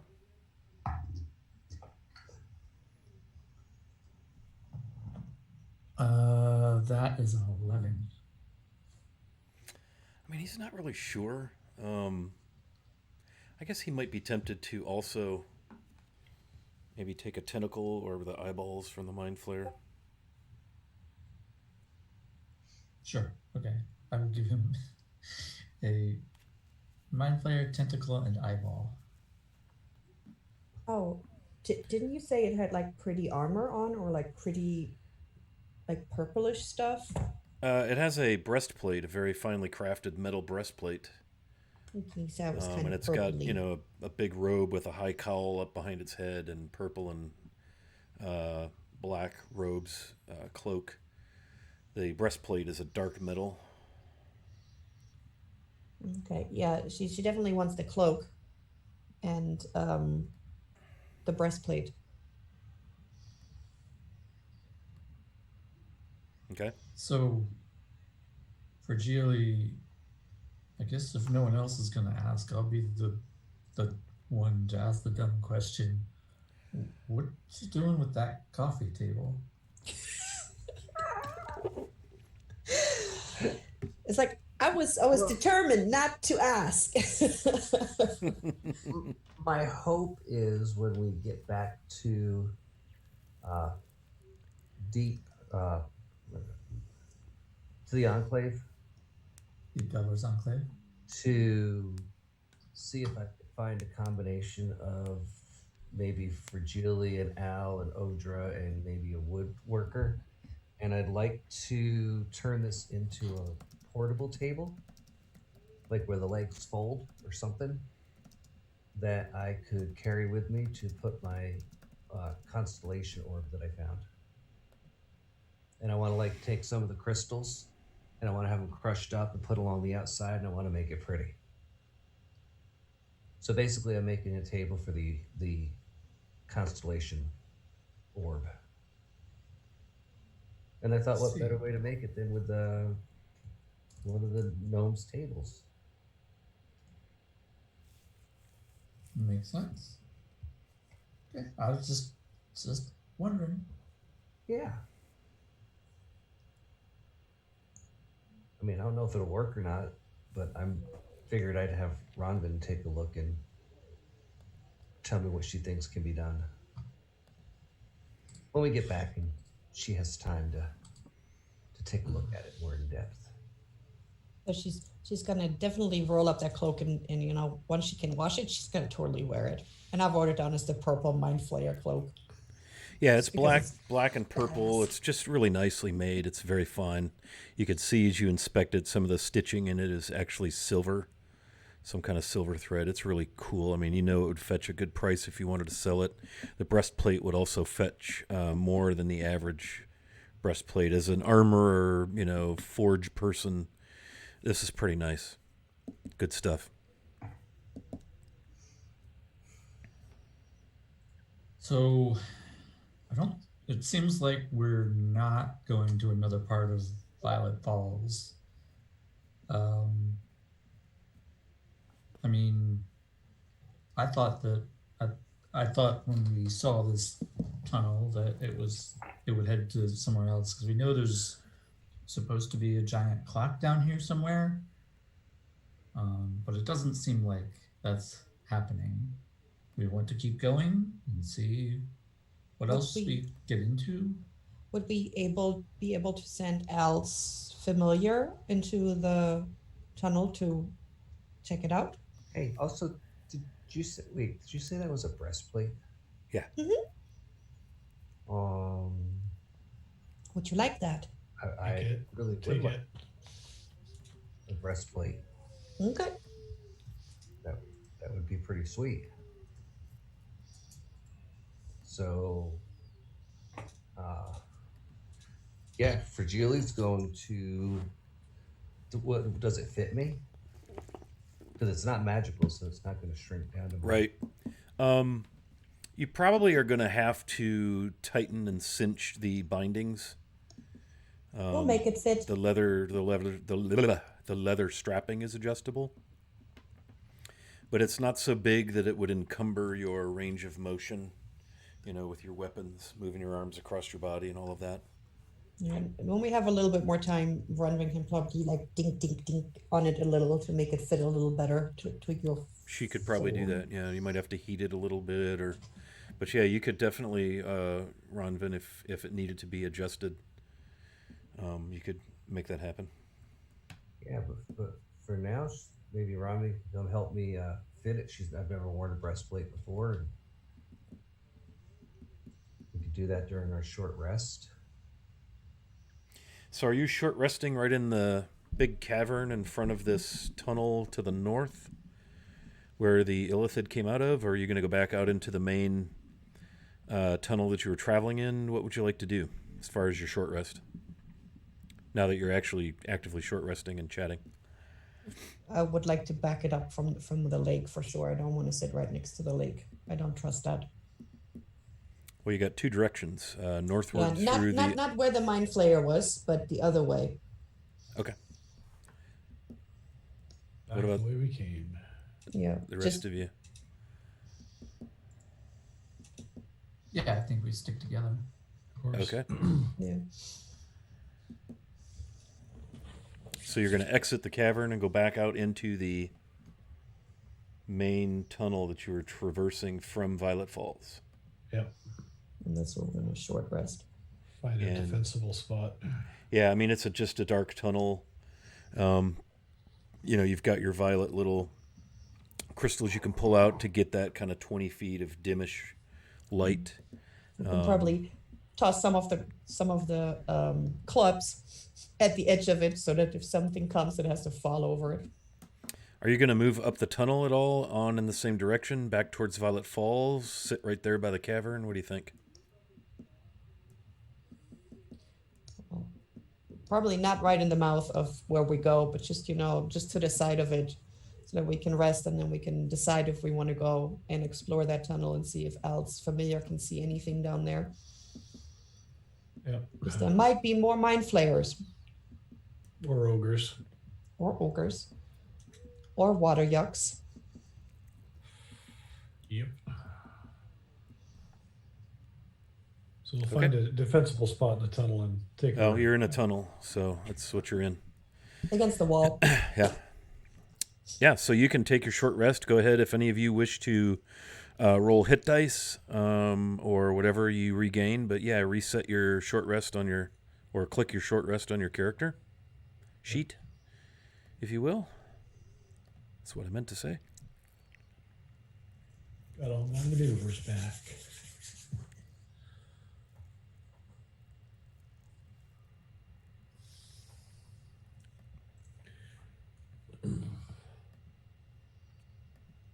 Anything you all wish to do while you're sitting about for about an hour, just kind of processing everything you've just seen? That was a pretty bizarre series of encounters in there. I mean, you had water from a pool attacking party members. 3 ogres showed up, and then this just wicked, nasty lightning bolt spellcaster guy.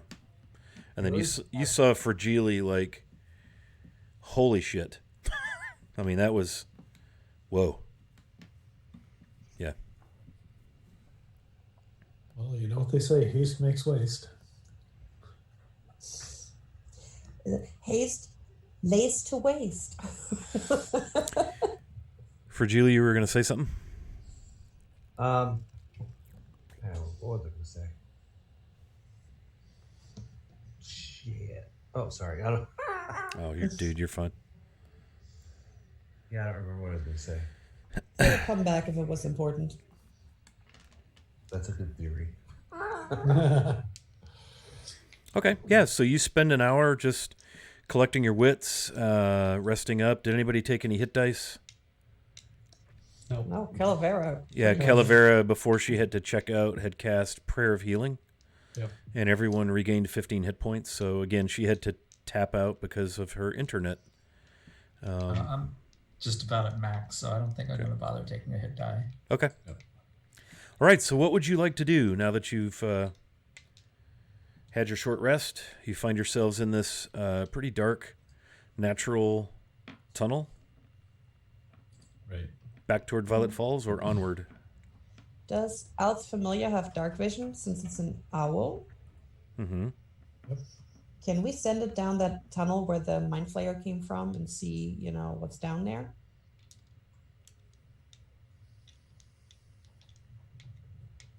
I mean, that's a pretty good scout. Who are you asking? You as the DM. Okay, I thought you were. I don't know if you're talking to your party or me. I mean, yes, that's possible. It's an owl. You can send it if you'd like. Would you like to do that, Rue or Andrew? Yeah, sure, that's fine. Okay. It has 100 feet of range to where it can, Al can see through its eyes and hear and all of that. And that tunnel is 80 feet, so you're going to lose 80 feet of range just getting there. Do you wish to have him move back in the cavern to give it more range? What do you think? Friends, why don't we all move into the cavern together, and we I shall see what Archimedes can see from there. Yep. If you are all not opposed to that. Yes. Sounds like a good plan. That's my That sounded like Al. Yeah. Okay. That's my Alan. So we'll all kind of move to the opposite side of the pool there. Go up the left and side this time Archimedes- instead of the right What's side? that? Up the left side Uh, instead of the right side? Is that what sure. you mean by opposite side, or? No, I meant we're gonna move past the pool. Oh, all the To the way to far the side. other end. Okay. Yes. Yeah, so you're right up there again near that tunnel. Yep. Okay. That way Archimedes can start from there. Gotcha. All the way to the corpse of the mind flayer. Pretty much. Yep. Okay. Yeah, so Archimedes vanishes into the tunnel, and Al, kind of closes his eyes, kind of holds his temple like he does. And he sees Archimedes fly only about 15, 20 feet down this 10-foot wide natural passageway. And it empties into another cavern, much smaller than the space you're currently sitting in. Another natural cave, but there is what appears to be a bedroom, a lair.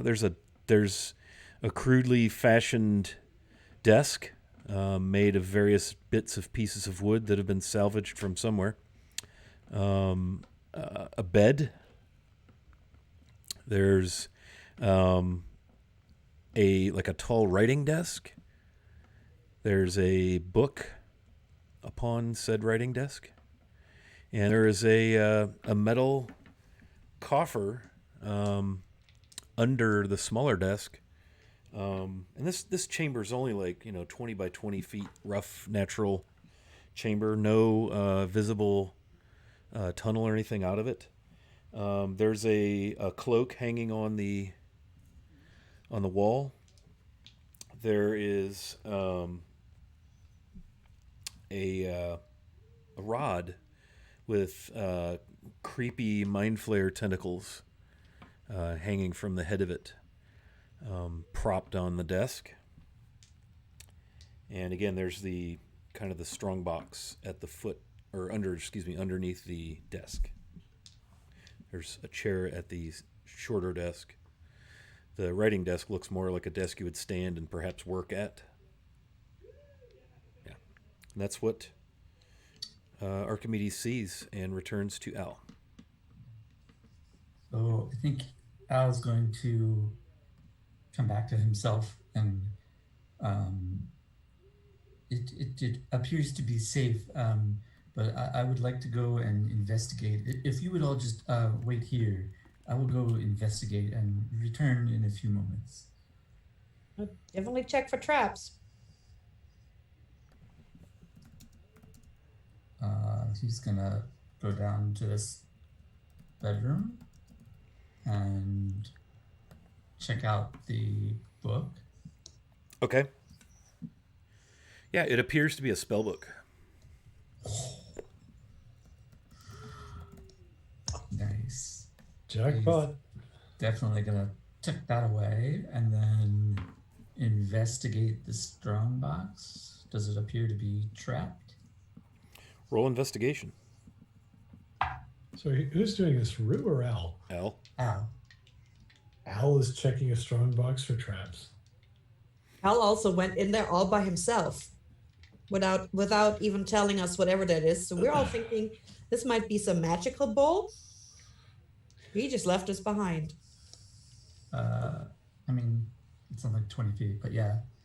The 24. Okay. Yeah, he looks around and it's just a simple opening mechanism, kind of a twisting thing that, releases some catches and it looks like you'd just twist until it released and the lid would open. It's a nicely crafted strongbox, metal. With teeth. Does it seem like it's heavy? Yeah, if he tries to lift it or move it, it does seem a little bit heavy, yeah. How long has he been So- down there now? Who, Al? Yeah. It's just been a couple minutes since he left. He said he was going to go in there and investigate stuff real quick. Yeah. Fragili's going to start getting suspicious that something's wrong. Maybe not that he's doing something wrong, but that's quite a bit of time. Okay. So what's Fragile going to do with her suspicion? Fragili's going to head down the hallway. She's got 120-foot dark vision. Okay. And she can see something. Yeah, it's a hallway that empties into a cavern, and you can hear rustling about in the room. Al, what are you doing? As I said, I'm just investigating. You're just investigating. By yourself. Running stumps up. I think maybe you need some help, like maybe a master rogue who can find traps for you.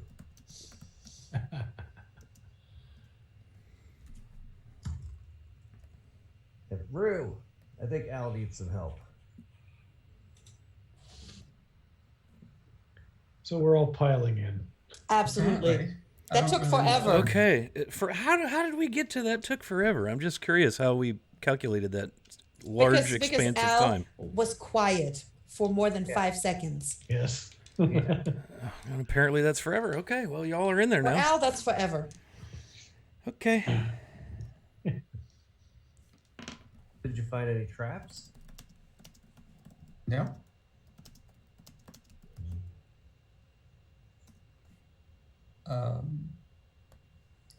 I guess he's gonna open the strong box. Okay. So you open the strongbox, and in the strongbox, you see a significant pile of very shiny, uncut gems of various colors, a bunch of them, and also a large pile of gold coin, and a much smaller pile of platinum coin. There's also a potion. It's this very thick, like if he picks it up, and kind of swirls it around, very thick purple liquid with like a pink cloudy clump floating in it. No matter what he does when he swirls it, this cloudy clump just swirls in there. It doesn't mix, right? And a pair of small stones that, as he looks at them, he's like, hey, these match the symbols on these match the symbol on the circlet that Calavera has. It's that, that starburst. The stones are gray, and the symbol that's on them, by some means, is actually white. And then there's like I said, there's a cloak. There's the spell book on the desk. There's the rod with the tentacles on the head. And then, just random stuff that you would see in a wizard's space. Runvin look for like hidden hidey holes or stuff. Okay. You can roll investigation or perception, whichever you prefer. It's the same. Well, I'm very distracted, I guess. That's an 8. Yeah. You search around, and there's the bed and everything I've described. You don't find any like secret compartments anywhere, secret doors, anything like that. You give the room a good thorough going over, and you don't seem to see anything. And you feel pretty confident that you've, like, well, there's nothing else here. Clearly, every 20 seconds she keeps looking back at the shinies. Can I tell what stones those things with the white markings are made of? They're made of some type of rock. They're pretty well. I wouldn't say they're polished, but they're smooth. Like they don't reflect anything. They're not shiny that way. They're matte, but they've been smoothed. If you pick one up or pick both of them up, they're just nice and smooth, kind of like those. Like if you buy those little, like I got this little. I don't know if you can see a gratitude rock, and see how smooth it is. They're kind of like a worry rock. Yeah, they're kind of like that. They match, and they have that sunburst, that very white, kind of etched in and colored with white, almost inlaid a little bit. Yeah. So Runway is going to shove that into Al's face. Is this magic? Al, is this magic? If you give me a few moments, I can find out. She's dropping it in his hands, like, and then she's gonna go and look at that creepy rod. Okay. Yeah, it's a rods are about 3.5 feet long, and it's got tentacles that are easily just as long as the rod, maybe even a little bit longer, almost like whips. There's 3 of them, kind of rubbery. And there's just little tiny tentacles down at where your hand is, just maybe for show. Looks really cool. It's creepy and cool all at the same time. Right. You're gonna look back at Al. I want to know if this is magic too before I touch it, because I would like to identify that. And Al's already. What's that? Already doing that? He's already trying to identify the last thing you shoved in his face. Yeah. Next one on the list. And then the cloak, does it look exactly like hers? Because she's like bouncing from one thing to the next part. Shiny, shiny. Does the cloak look exactly like the one she already pocketed? It does not. Oh, different cloak. What does it look like? Looks like a very finely made cloak. Just very, very beautifully crafted. It's just not all black and purple. It's more of a dark gray. You're going to turn around and say, Fragile, is that your color? Could be. Yeah. It's well made. But is it something that would better benefit someone else? Like, can it make Rue invisible or something? I don't know. Can I try? Because maybe when Al's done looking at other stuff, maybe he can figure out what it is. Because I don't want to take something someone else could use better than I could. I already got me a nice shiny breastplate. Well, I guess Al is going to be busy seeing if any of these things feel like magic before we touch them, because mind flayers are evil. Fragilia's going to ask the group if she could see if there's any garnets among the gems. I would say there probably are a few. I mean, it's a nice mix of diamonds, rubies, garnets, amethyst. It's kind of a wide variety. There's 21 of them that look to be probably about 25 gold piece in value. There's 14 of them, and the garnets are among those. There's 14 of them that look to be 50 gold pieces in value, and then there are 8 of them that are exquisite. They're actually cut. Those are all rubies, and they look to be 100 gold pieces each in value. So 21 times 25 GP value, 14 times 50, and 8 times 100. Nice little take. If you spend the time counting coin while Al is working on Identify or Detect Magic or whichever, you tally up 2,100 gold pieces. And 178 platinum. Everybody would be okay with it. Ronwin would like to take the cheapy gems to use them in the future for, making stuff better. Yeah, Fragilia's cool with whatever. She just would like the garnets. They're her favorite. All right, so 6 of those 21 are garnets. Perfect. So that would lead 15 25 gold piece gems, Ronvin. Okay. They're like quartz, tiger eye, they're nice. They're just not the higher end, higher quality, more sought after gems.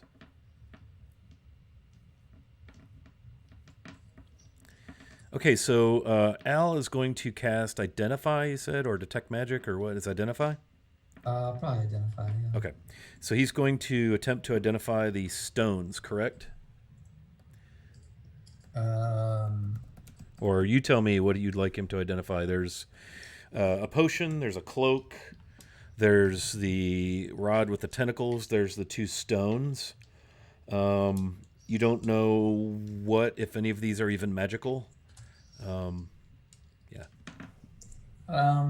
yeah, I guess I'll start with whatever the first thing was that Runman shoved in his face. I think it was the Brick stones? rod, Yeah. the stones. Okay. Sorry, I don't recall which it was. Okay, so you're looking at the stones first. These, when you cast Identify, these are sending stones. So while you touch one of the stones, you can cast the sending spell from it. The target is the bearer of the other stone. Nice. If nobody else has the other stone, you realize this as soon as you try to use it. Once you cast sending through the stones, you can't do it again until the next dawn, so once per day use. And if one of them is destroyed, they become non-magical. So sending stones in the DMG Cool. could be very helpful. That can be very useful. And then I guess he will move on to the tentacle rod. Okay. So this particular magical item, it is a magical item. It does require attunement. It doesn't specify by anyone in particular as far as class or race. He learns while identifying this. This is a weapon that is created by drow elves.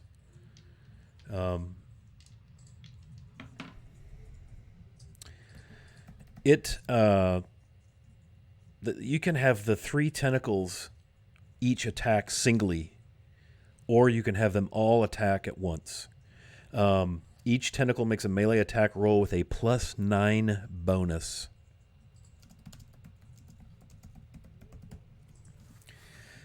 If a tentacle hits, 1d6 bludgeoning. If you hit a target with all 3, you decide, hey, I'm going to have all 3 make the same attack, and it hits, the target must make a DC 15 con save. If it fails, the creature's speed is halved, it has disadvantage on dex saves, and it can't use reactions for a minute. And on each of its turns, it can only take an action or a bonus action, but not both. So it basically becomes entangled, but it's not exactly restrained. Doesn't follow the mechanic exactly. So tentacle rod in the DMG, cool. Pretty cool thing.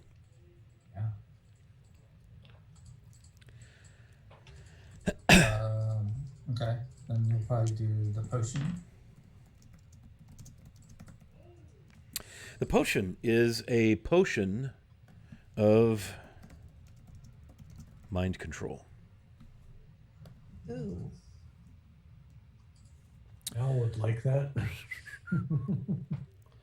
When you drink wants to smash that? When you drink a potion of mind control, you can cast a dominate spell, save DC 15 on a specific creature. If you do so before the end of your next turn. If you don't, the potion is wasted. It basically produces the effect of dominate beast, dominate person, or dominate monster. You have the humanoid one. So dominate person is the specific spell it will cast. If the target's initial saving throw fails, the effect lasts for an hour, no concentration. The creature becomes charmed and has disadvantage on new saving throws to break the effect while it's charmed. Here's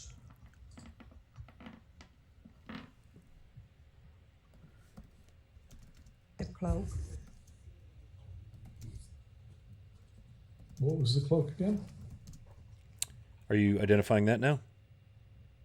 I haven't Sure. said what it is yet Okay. because it hadn't been Oh, identified. that's what I thought. I thought it was next on the list. Okay, this cloak is the cloak of the elven kind.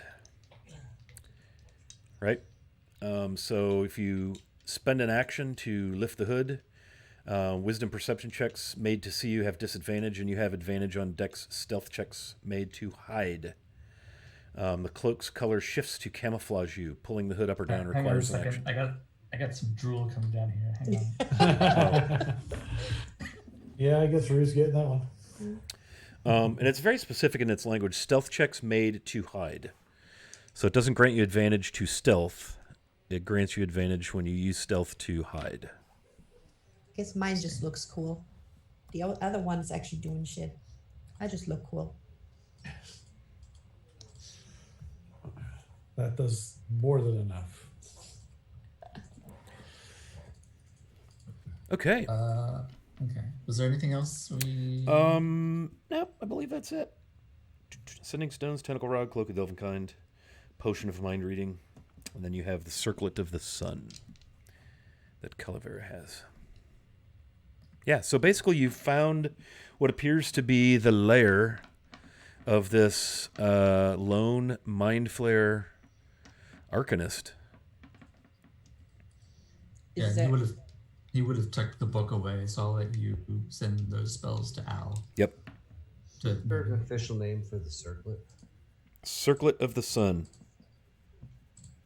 So we got Circlet of the Sun, Tentacle Rod, Potion of Mind Control, Cloak of Elven Kind.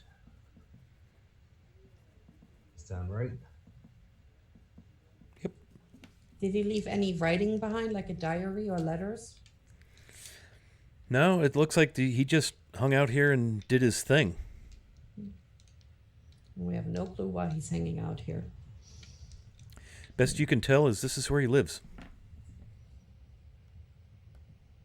Do they normally live by themselves? She just turns around and looks at the other. Do these things live by themselves normally? I mean, I don't really know a lot about them. Would Al know? Have him roll an intelligence roll, and if he's got, I would say this is probably under Arcana. You know, these things are highly magical entities. You got a 25. Oh, that's not very good. You want me to just read the stat block to you? Yeah, so mind flayers are typically kind of a hive. They live together, serve together. They typically are governed, or they serve this elder creepy Brain? something, you know, that kind of dictates them. Occasionally there would be a rogue or an outcast who might be off on his or her own. They're not really gender based, but they're most often in groups, like I think of them as a hive. So it is rather odd that maybe this one's out here.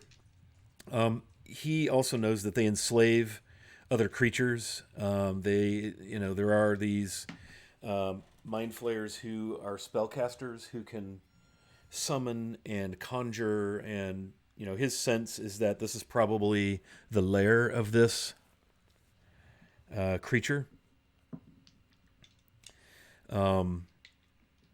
The ogres were probably under its sway or something.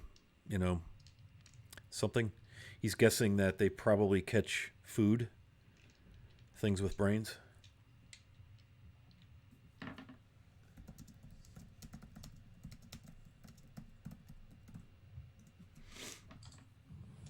$25, baby. Is there another way out of this chamber? Ronvin had a look around and didn't find one.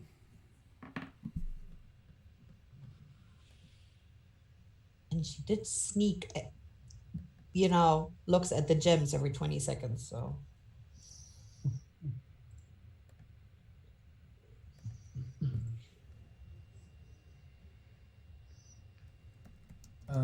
So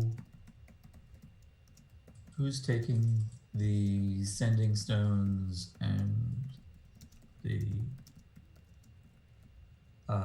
gems and cash? Ronvin took the 15 lower gems, worth gems to keep, so when she uses them to infuse later, she can, put them on people's stuff. Yeah, it's for her. What was that thing in the 70s they used to bling stuff out with? Rhinestones. Yeah, like My rhinestones. bedazzler. Bedazzler. That's what I'm thinking of. Yeah, she's like, ooh, this will go well with my bedazzling kit. I probably have a bedazzler gun or something. Yeah. Auto bedazzler. That's awesome. Well, what do we want to do, guys? We want to scout out the Violet Falls a little bit more? Or do we want to just head back up to the Enclave and see what's going on? And so we're basically at a dead end here. It seems like. Well, there was another tunnel outside of the cavern with the pool of water on the opposite, down another little ways and on the opposite side of the tunnel. Oh, okay. Tunnel that we came Beyond the cavern, yeah. Yeah, Check that can out. we send Archimedes down there too and see where that goes? You certainly can. So you're going to exit this space, get out of the cavern with the pool. The water is just so beautiful, purpley, sparkly, clear. It's like, picture an indoor alpine lake. So tempting. And I'm sure it's made much more beautiful by all the dead corpses lying around it. Yes, the three ogres and the dead Illithid. Yes. So you exit the cavern and you turn left to continue on and then stop and send Archimedes down the dark tunnel.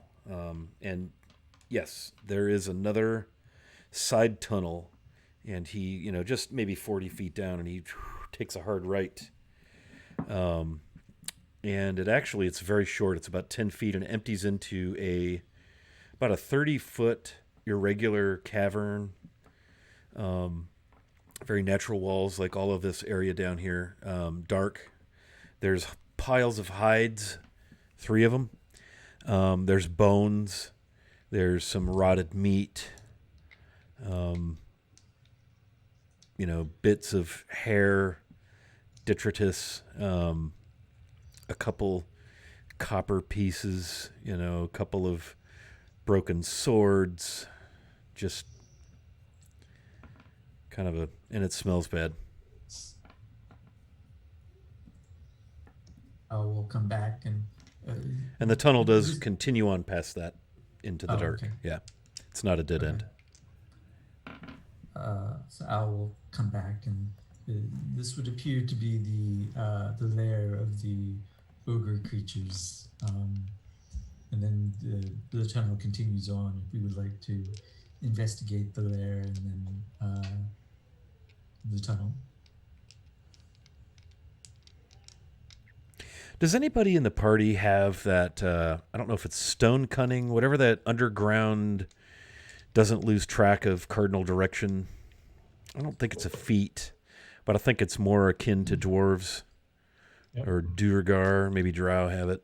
Nobody? Anyone? Nope. Okay. Dwarves can do it, and if you have keen mind, even underground, you can know which direction north is. Okay. Yeah. Nobody's no one got has it. keen mind? Okay. Cool. You might have quinoa. Quinoa. Man, he's not here to appreciate the food humor. Right? I got observant. That's not the same thing at all. Nope.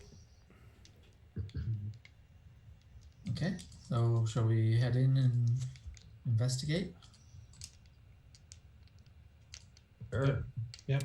So you're going to go down to the apparently the ogre's lair? Yeah.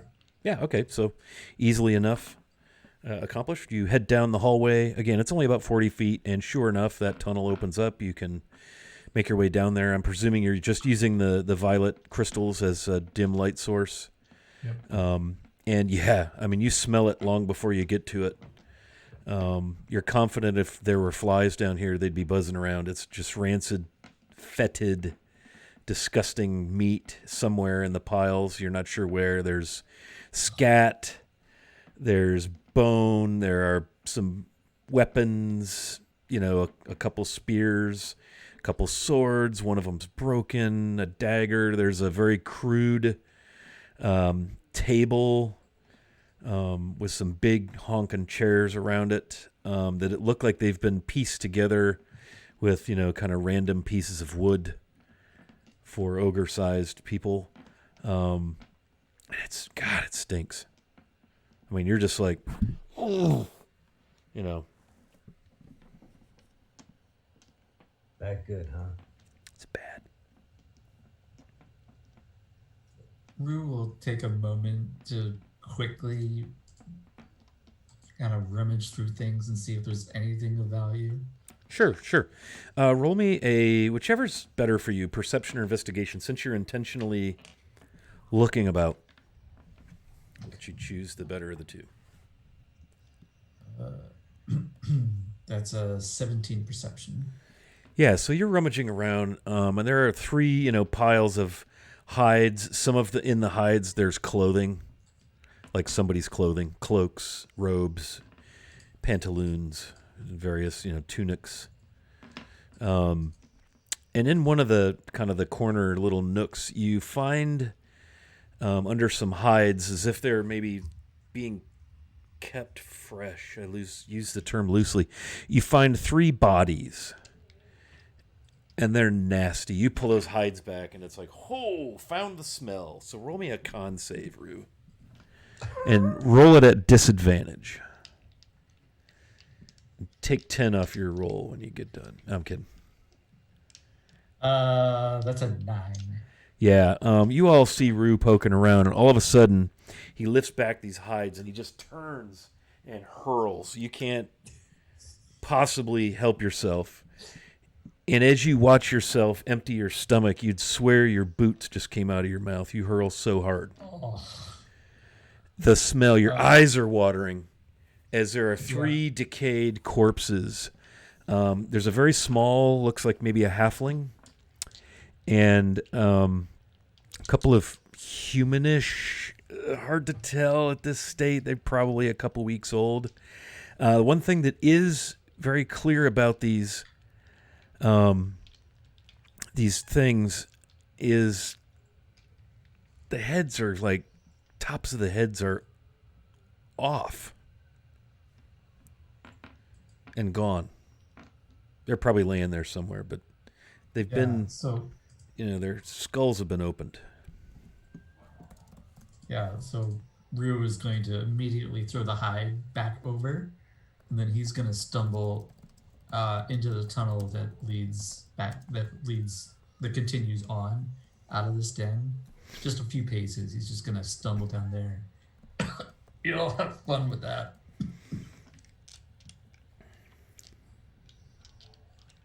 I think I'll pass. And again, there's a few random copper and gold pieces, not a king's ransom by any stretch. But it does very nice, Sarah's tale. It does appear that this would, by all accounts, probably be the lair of the 3 ogres.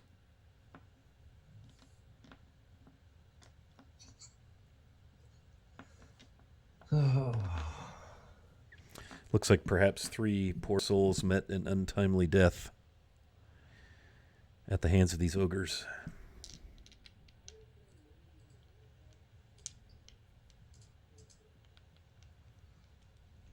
I've got nothing.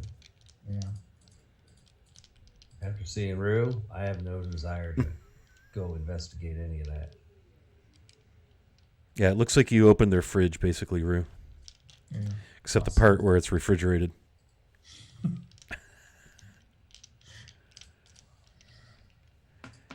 mean, ogres are just some of the meanest, nastiest creatures walking the earth. Was there another exit from the room? Or is this just another dead end? It appears to be a cavern. Well, the tunnel keeps going, right? The tunnel keeps going. Yes, Okay. Dave asked about the room.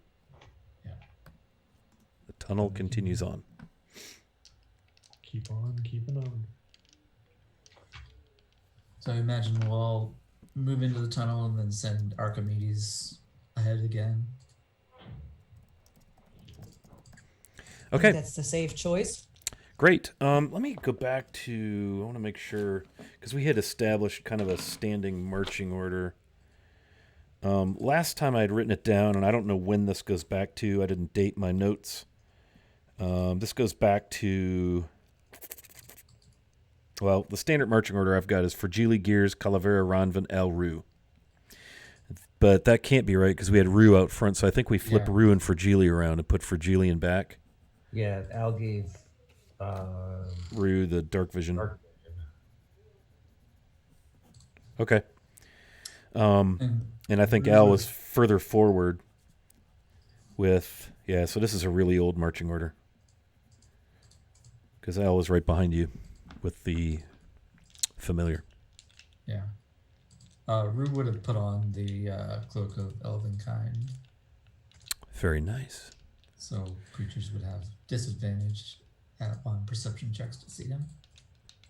Yes. Yes. Yes, they would. That cloak is absolutely the most amazing thing you've ever owned. Seriously. I mean, it's freaking... He's And pretty excited. as Rue scouts away, as is prone to do, he like vanishes. He's there, he moves, and he kind of shimmers, and he's almost like a puff of smoke on the breeze. Whew, he's gone. Well, he hasn't moved ahead yet. But that's what's going to happen as soon as you do move. Yes. Before he does that, though, he's going to suggest that perhaps I'll take one of these sending stones, and one of the rest of you could take it. Could take the other one. That way, I could communicate with you while I'm scouting ahead.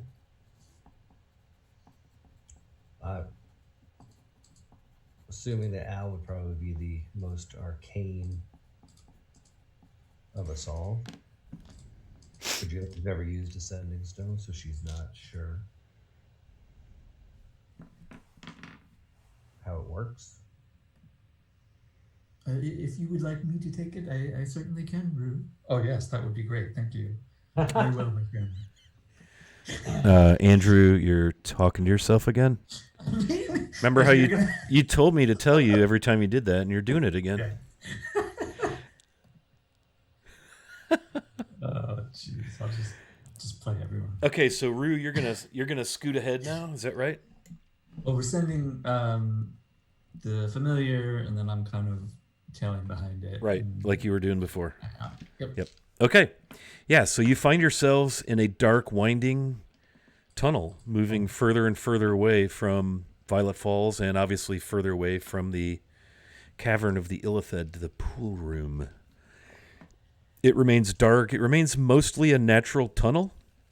Again, there have been places you could see where, had it been left natural, it was probably a lot narrower. It's been carved, dug, mined, however you want to, excavated by goodness knows whom. Goodness knows how long ago. There are the occasional side kind of cross tunnels, smaller in width. Each time Archimedes stops and has a look down each one, they just seem to go on. You've kind of entered this quiet maze where the tunnel you're on seems to be the widest. Think of it almost as a main artery or travel way with narrower, very, very infrequent, but narrower passageways. It winds a bit, but it's not like severe, like you feel like you're going to get, vertigo or something. It's not too crazy. It just kind of snakes its way further and further away. And you also notice that it feels like it's going up in elevation a little bit. You're not climbing a hill, but you can tell that its elevation is rising as you go.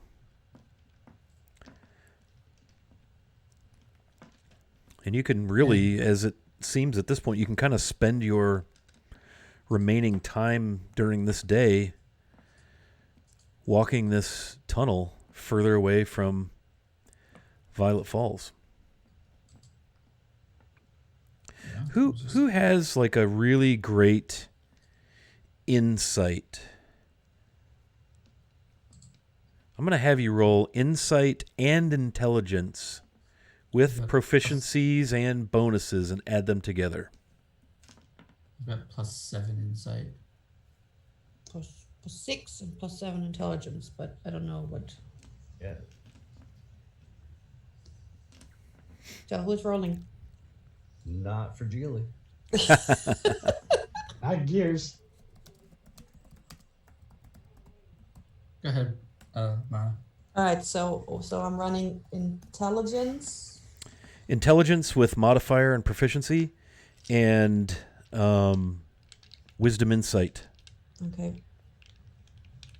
And then add the two results together for me, please. Okay, and proficiency is what, +2? Whatever it says on your sheet, probably +3 by now. You guys are Oh. level 5? Yeah. Oh, yeah. Okay, so intelligence. So that's 17 plus proficiency, that's 20.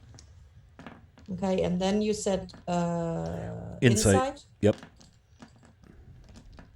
Okay, that's 23. So 43 total. Yeah, 43. Okay.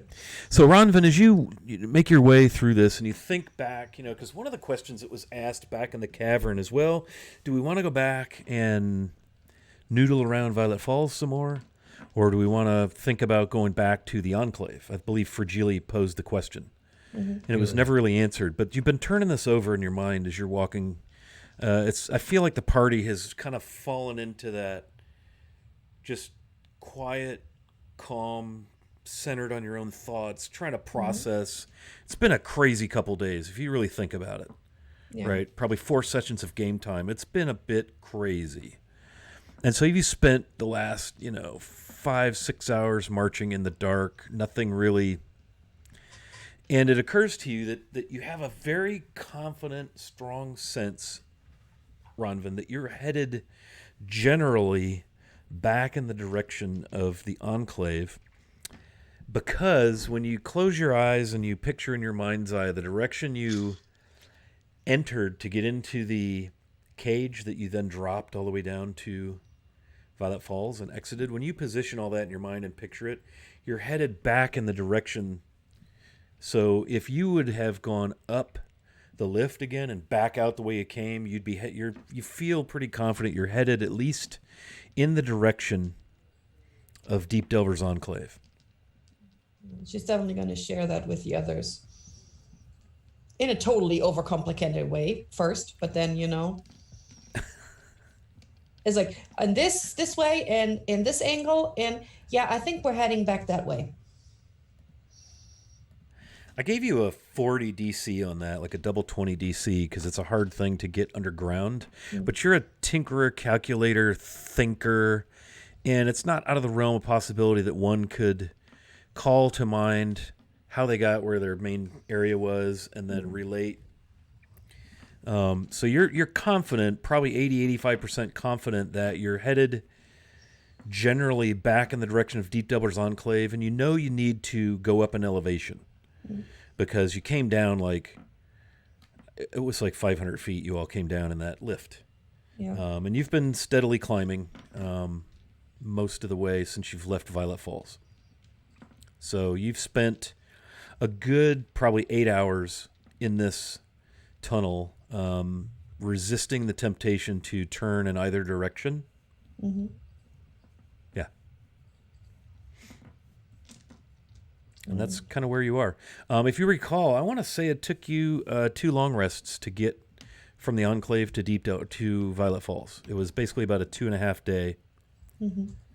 So you're 1 day out from VF, Violet Falls.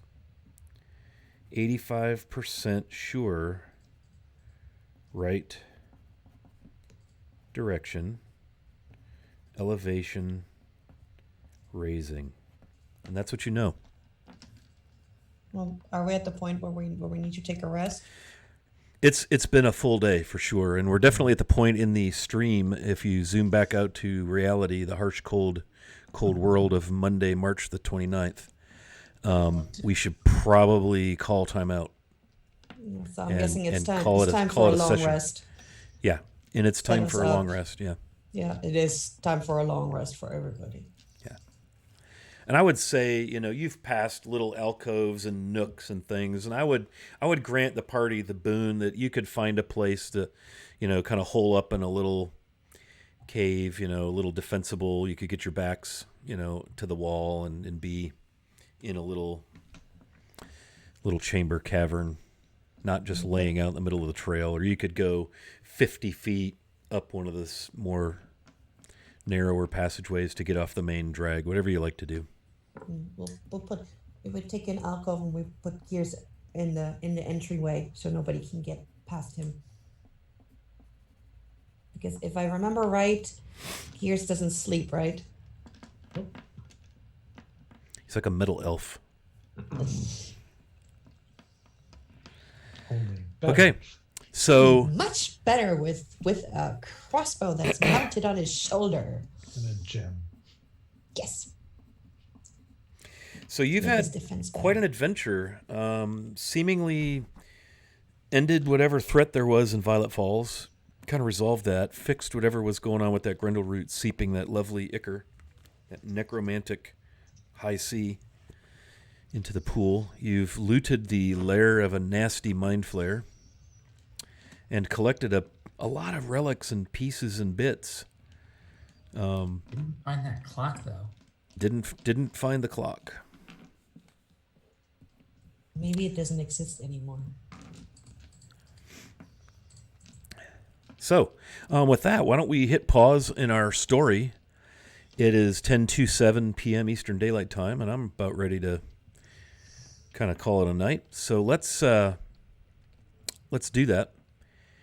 And let's go around the room here. We'll start with Mr. Gears. Tell us a little bit about yourself and where we can find you and all the cool things we need to know. All the cool things. Well, if my social media is considered cool, which is not usually very active, I'm P. Wilson on most of the social medias that I attend to. And you can find me here Mondays, as you are seeing me now in my magnificence. Coffee. And you can also catch me here on Wednesdays with Wiley, playing the Dragon Device Fire Peak. And other than that, I'm playing a couple of home games online but not streamed. And Tuesday nights I play Dead by Daylight. So that's about the length and breadth of it. Nice. Let's go to Ronvin. Hi, I'm Vivisha, or Vivi, or whatever you want to call it. On the Twitter, I am Miss Vivisha, MRS. On Twitch, I am Vivisha. I'm here with this lovely people every Monday. On Saturday mornings at 9 a.m. EST, I am on Chromatic Chimera, where we're playing a Mass Effect Genesis hack. And yeah, that's about it right now. I mean, I'm playing other stuff, but not that you can watch, so. Very good. The offline stuff, yeah. All right, Miss Fragile. Yeah, I am Mike. I am Buckethead Punk on my social media. Don't do a whole lot right now. Hoping to maybe change that come this fall. I play here with these lovely people, and I run a every other Friday night homebrew campaign we've been running for years now. The characters are up to level 15, and I've left Faerun and are spell jamming at the moment. And in my free time, I do whatever my wife tells me. So much better that way. I've lived long enough to learn that one. Yes. All right. And last but not least, Rue. Hey everyone, I'm Andrew, aka Fellowship of the Tables on Twitch and Discord. You can find me on Tuesday evenings and Saturday mornings, streaming some piano practice as I'm learning how to play. And other than that, I'm not really doing a whole lot online. On Twitter, I'm Fellowship OTPT because of character limits. That's about it. And it's Fellowship of the Tables is your Twitch channel, right? Yes. Yeah, so I'm going to post that link in there. Make sure you give Andrew a follow. I was in that stream for the first time over the weekend. What a good time that was. Andrew's kind of a self-taught pianist. Say that very carefully. He's learned to play pop tunes, and he's kicking ass. And as a former student of the piano, that ain't easy. So hats off, other than the fact I don't want to blind everyone, but good for you. So make sure you check that out. Quick outro for... excuse me. For... goodness. Calavera. She is kind of quiet on social media. She's out there on Twitter, doesn't post a lot. She plays all of her other D&D offline with friends, but you can catch her obviously here every Monday when her internet is performing to standards. And then for Al, for Growed Up Geek is his social medias. You can also catch him DMing a game on Tuesday nights. I believe they start at 7. They're running a Rime of the Frost Maiden campaign called Twilight Malediction. It's really fun, really cool. Dude's a great, talented DM, so get over and check that out tomorrow night. I put a link in the chat. We play D&D, as Dave mentioned, here on Wednesdays again at 7 Eastern. And then we've got a Greyhawk game running on Sundays at 1 p.m. Eastern. So, and Manny DMs that one. So give us a look. I get to get kind of behind the player's mic instead of the DM's mic and just be a really cool pallid elf named Selme. All right, so we are going to raid into a really, really cool channel, Laugh Love Lindy. She is an amazing RPer, cosplayer, talent. Her husband is on stream with her. They're playing a game in Matt Mercer's Wildemount setting. So give them a follow and yell at them real loud when you get over there. So thanks for hanging out tonight. Sure to appreciate that. And just hang out and give us a quick raid and say hey to Lindy.